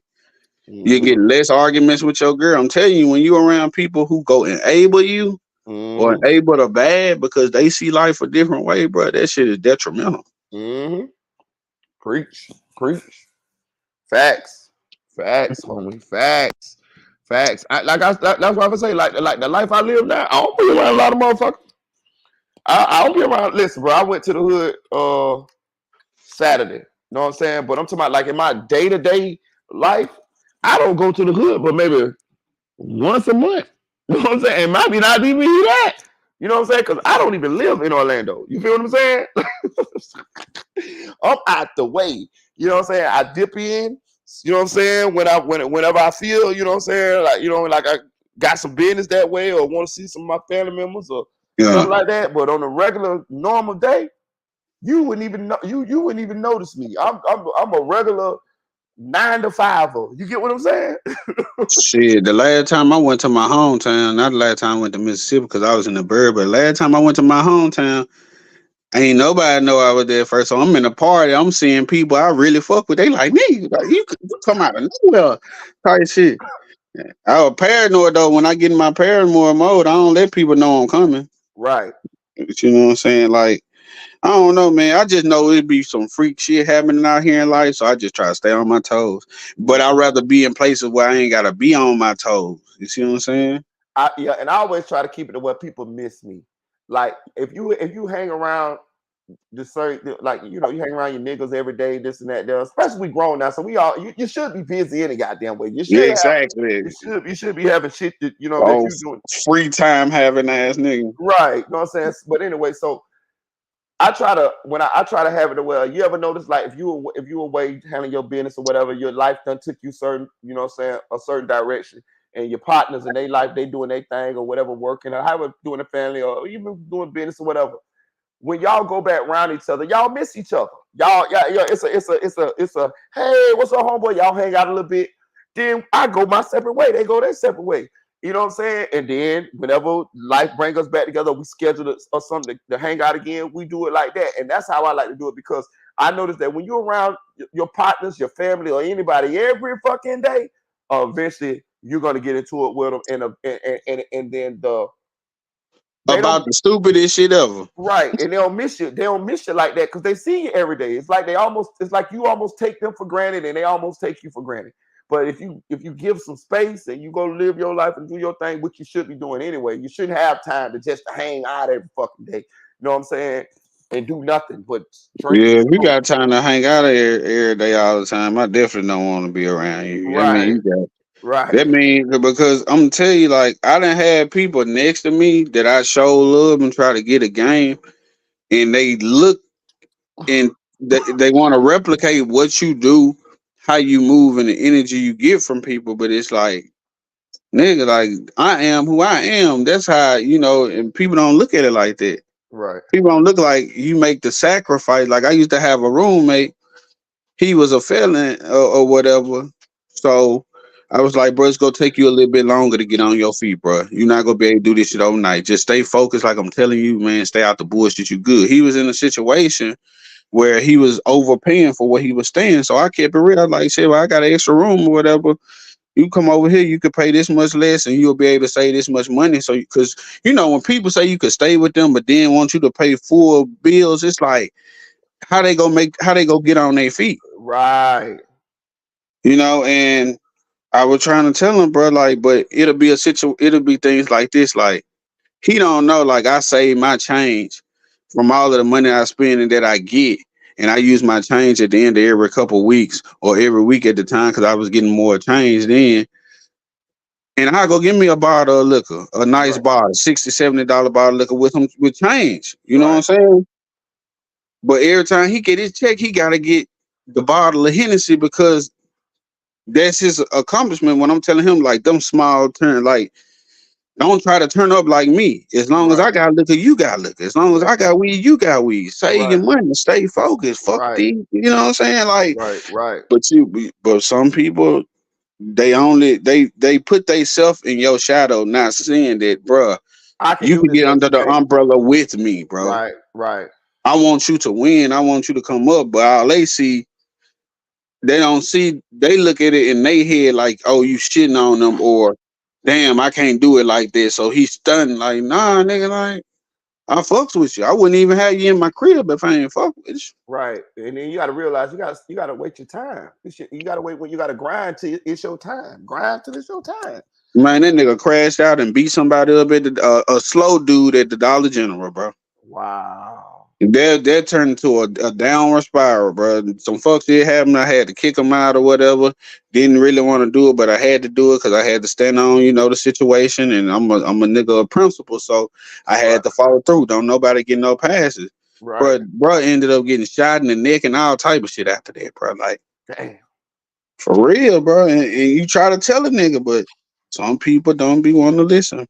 It's their decision making. It's all about decision making. Actually, to be honest with you. Yeah, no, me too. I definitely did. You know what I'm saying? Like, you know what I'm saying? When I first got into the streets when I was a teenager, this is what I did, right? I used to look at everybody. I used to study people, like the people who was doing their thing and the people who, the different levels of people. And I used to be like, why ain't this person a millionaire? Or why this person ain't 1,000 now? And I promise you, every time it was some decision making or some vices that they had that hindered them from doing it. And then I started self-reflecting. I say, okay, well, is that the reason? So if that's the reason why they ain't, then the reason why you ain't where you should be is because you making some decisions that you shouldn't be making, or you got some vices that you shouldn't have. Yeah. Now that's now you preaching, because all these niggas that was the dope boys in the hood, they go buy the cars. And then they done known as the person with the money, and you own 3-4 women, so now you got to splurge on 3-4 women. Nigga wasn't doing nothing but making money just to ball. Really, literally just a ball. If all these niggas had money, why every time they get locked up, they mama gotta put up their house? Or they look like they got some money and then they get killed and we gotta have a fish fry. Fish fry like a mug. Yeah, we don't want to hear that. Nah, my accent, my what they call it? My fucking assets is locked up. No, we don't want to hear that. Right. No, that's crazy though. That's crazy. But that's real. What you talking about? I fuck with it. Yeah, that's how. That's why I be saying that's how I think to myself too. You know what I'm saying? Like I don't hold nobody else. I hold myself to a higher standard than I hold anybody else. You feel what I'm saying? Like I'm my own worst critic because I be trying to self-correct. You know what I'm saying? I be trying to fix myself. You get what I'm saying? Yeah, me too. I need to be on my ass a little bit more too, though. But yeah, that's right though. Because when you look in the mirror, bro, like I'm gonna tell you, you could lie to anybody, bro, but lying to yourself is just crazy. That's crazy. That's crazy. That's crazy. But a lot of people do it though. A lot of people do. I'm gonna be honest with you, Sip.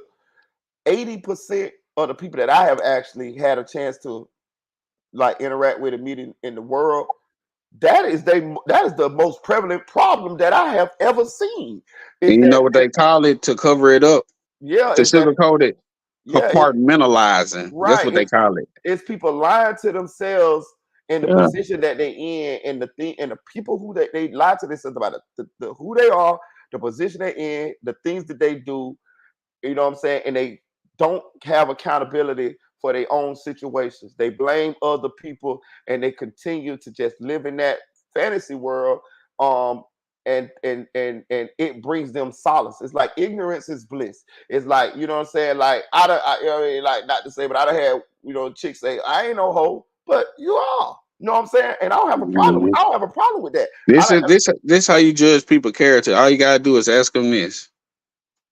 When was the last time you did somebody wrong? Right. Right. I'm telling you. And a lot of times people are blame other people. Oh, I cheated on them because you cheated on me, or it'll be dude. They don't say nothing about your morals. Right. That mean you tit for tat. How you gonna tell me I ain't shit and then do the same thing I did? Exactly. You know what I'm saying? Then it'll be people that'll be like deadbeat daddies and shit. Oh, bro, I ain't no deadbeat. Nigga, use a deadbeat. I got a couple partners. I tell the nigga, you a nigga, bro. I'm just be real, bro. You a deadbeat, bro. Like for real. Yeah, I could never be that.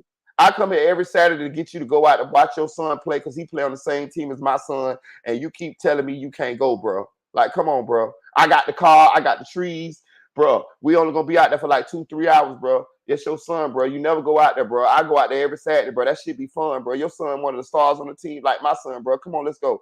Oh, bro, you know I gotta stay here and make this money. What? Man, you better have them bitches in designated spots in your car. Right. This is shit. That's what I'm saying. People don't, and that's what I'm saying. You know, people can't do that because guess what? He would probably dealing with sketchy people. He can't even trust nobody to go in his car and leave their money there. Bro, I'm telling you, bro. I just, and I ain't trying to judge nobody. I'm just telling you what I see, my No, nigga. I'm a judge a nigga. Like I judge the fuck out of nigga. Right. Right. Right. You know what I'm saying? Hell nah, ain't no way, bro. My daughter called right before I got on this one, but that shit made me feel so much better because I was so angry yesterday.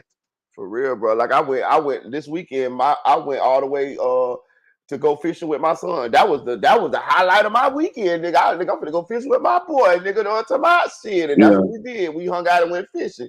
You know what I'm saying? Caught some fish and talked some shit. He beat me. I bet him $5 the first fish and $20 who catch the most fish. He won the whole 25, and he got money. You know what I'm saying? But it was just more of like a bonding type thing. You know what I'm saying? Like spend some time with my boy. You know what I'm saying?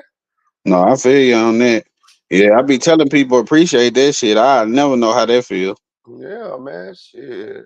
So So, I put this on Facebook the other day. Like, it feel good as hell when I buy my kid shit. Like, I enjoy it. You know what I'm saying? Like, what your name is on Facebook? I need to follow you on Facebook. Crosstown Pico, The CROSSTOWNPECO. same thing that's on IG. No, IG is Marita Boy. I think I changed it to No, Marita it's Boy. like Crosstown Pico or Okay, well, Pico. You say you pronounce it Pico. yeah, that's it. That's my nickname. That's my daddy's nickname. So they just gave that shit to me. And Crosstown is where we from, so in Orlando. But yeah, you can follow me on Facebook. Oh, it's quite a few people on here that's my Facebook friends. You know what I'm saying? I ain't know that, bro. I be turned up on Facebook. Yeah, me too. I talk all kind of shit. You know what I'm saying? Ashley on my Facebook. Shit. Kenny Presto on my Facebook. It's quite a few of my YouTube. What's the name? Subscribers is my Facebook friend. But Maria, you know what you gotta do, man? I'm gonna have to. We gotta click up. I'm gonna have to. You gotta start doing the short video, bro, with the visuals and shit, bro. Like you gotta. Yeah, bro. Bro, you could really turn your shit up to the next level. That's all Yeah, you gotta do. Just show your face a little bit more, man. yeah.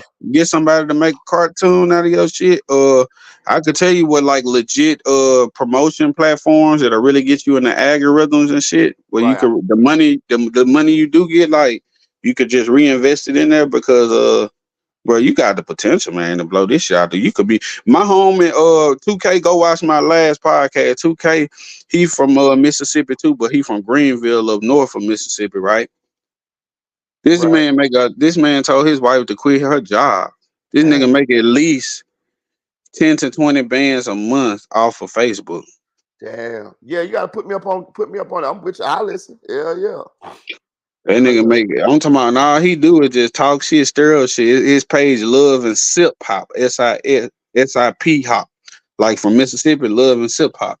But yeah, he Right. be on there having people talking about they business, arguing, bro. It'd be so funny and shit. Like, but he really making money, bro. That's what he do for a living.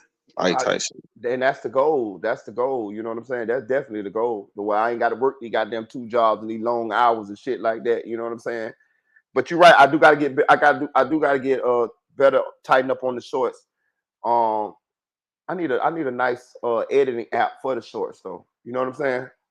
Man, that's the one I was telling dude. I be doing my shit on my phone still. I still gotta get me another computer, but nah, I be jugging it on the phone, brother. They got all kind of apps you could buy and do all of that shit. You could picture in picture everything. Okay, hit me up on IG and hit me up. I got CapCut. That's what I use CapCut. I use CapCut for the for my short videos, my short form videos. Shout out to well, I ain't gonna say who put me up on it, but you know what I'm saying, because they might not want the people that would they use Man, the best thing to do is don't even shoot with the camera that face that you could take selfies. Get you a little stand for the phone. Get Yeah, you a mirror to stand up behind that bit, and yeah. use the front of your camera. Uh-huh. That way you will have the full quality too on there. Uh-huh. Gotcha. Huh? Gotcha. So use the camera that's on not the one that's facing you, the one that's on the Yeah. backup. The backside, but see, a lot of people don't do it because you can't really see yourself. That's why you got to put a mirror behind it so you can see yourself. Okay. Hey, Silk, but I'm finna go in this thing because I gotta take my ass to work in about an hour. I'll be back home tomorrow or later on today this morning. But I bet. I appreciate you stopping through, man. Y'all go subscribe to Silk Foster Jr. on Instagram and on YouTube. You know what I'm saying? Like his posts, comment on his posts. You know what I'm saying? Well, appreciate it. And y'all be easy. Anybody in the chat, y'all have a good night and a beautiful tomorrow type shit. I appreciate you, Silk, bro. I appreciate you. You Bet. too, man. Yep. Shout out to Anonymous One. Shout out to Chicks 1000, aka the Chick 1K. Shout out to Shantavia Kane. Shout out to Angie, man. I appreciate Angie for stopping through, man. Appreciate you, Angie. You're welcome to come on the panel at any time. I appreciate you. Shout out to Randy. Shout out to Music 101. Go subscribe to Music 101 channel. If y'all guys want to be involved with the open panel tomorrow with us on Music 101 channel, go subscribe to this channel right now. It's called Triple Threat Friday. It usually go down between like 7:30, 8 o'clock or something like that. We you know what I'm saying, we get on there and we chop it up and we talk about the hot topics. But he gonna have an open discussion tomorrow on the Mellys case. You know, pretty sure Mickey Truth gonna be on there. You know, I'm gonna jump in there at some point. Last week King AK-47 was on there. Iceberg most likely will be on there. So yeah, just and a lot of other well-known YouTubers be on there. So and you guys can be involved in that as well. You guys, he offered the olive branch to pull some of you guys up on the panel. Those guys who want to get up there and share your opinions and ask questions pertaining to Mellys case. And in my opinion, I think you guys should take him up on that offer. It's a very good look. It's a very nice look. I'm pretty sure Anonymous gonna jump on there because he was over there in the chat with us last week, and we had a great live last week. Also, if you guys want me to continue to show y'all parts of the interview that I got with Juvie Father, I will do that. I'm also gonna chop them up. So I'm gonna chop up this live and post short pieces of it on as videos so that if you guys want to see just the part where I was playing the interview with Juvie Father, you guys can watch that without having to go through the whole live. So I appreciate you guys. If you enjoy watching that interview, because nobody ever seen that interview. You know what I'm saying? I had an interview for 2 years. I'm the first person ever had an interview with him. You know what I'm saying? So and it's only 2 people that ever had an interview with him, really. It's me and Law and Crime. So if you guys want me to continue to do that, just let me know. It's about 7 more hours of interview. It's a lot of spicy things and other things that nobody has ever seen, or things that we didn't put out there. You know what I'm saying? If you watched this live earlier, you could see that it was things that we was talking about that wasn't intended on coming out. But fuck that. You know what I'm talking about? I'm putting it all out there now. You know what I'm talking about? You know what I mean? The gloves off now. So I'm letting it all be heard now. You know what I'm saying? So yeah, I appreciate you guys, and I got that there for y'all. Shout out to who else is on the panel? Shout out to Poultry 2000, appreciate you. Shout out to It's Aaron's Way. Aaron's Way, hit me or shoot me a DM so on Instagram, and I'll follow you back. My bad, my G. Shout out to Nay Said It. Shout out to Teddy, appreciate you, Teddy. Shout out to Real Supreme Justice. Shout out to Mickey Truth. Shout out Trigger Man, tell him goddamn me. Shout out Audio Crack 22. Shout out to Nephew for Real. Shout out to Flyboy Mike 04. Y'all go subscribe to Anonymous One's channel. Shout out to KL1K. Shout out to Megan. Appreciate you, Megan. Shout out to Kenny. That's my girl, Kenny, man. Shout out to Kenny. Appreciate you, Kenny. And I appreciate you too, Megan. I really, really, really do. Shout out to Deputy Eula. Appreciate you. Appreciate you, Deputy. Who else? Shout out to Legit to Quit, KC. Shout out to Mr. 36. I appreciate you, gang. Who else? On what? You know what I'm saying? On what? Hey, where Nikki Baby at, y'all? Nikki Baby ain't popped through in a while. Shout out to Dre 6100. Appreciate you, homie. Shout out to Ashley.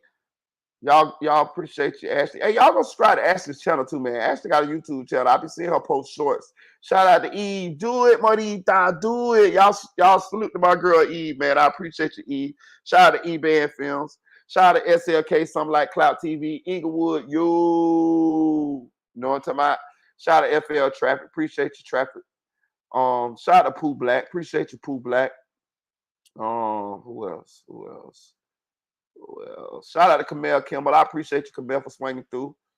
Shout out to Young Baller, man. Appreciate you, man. He said, Marita, you funny, man. Man, I just try, man. I just try, man. For real, man. Who else? Shout out to Ursula Amos, man. She always coming through with the positivity, man. I rock with Ursula Amos. Shout out to Yellow Diamond, my Dominican sister. Appreciate you, Yellow Diamond. But yeah, guys, if y'all enjoyed this live, like this live, share this live, comment on this live. I appreciate you guys. Y'all have a good evening. Chill.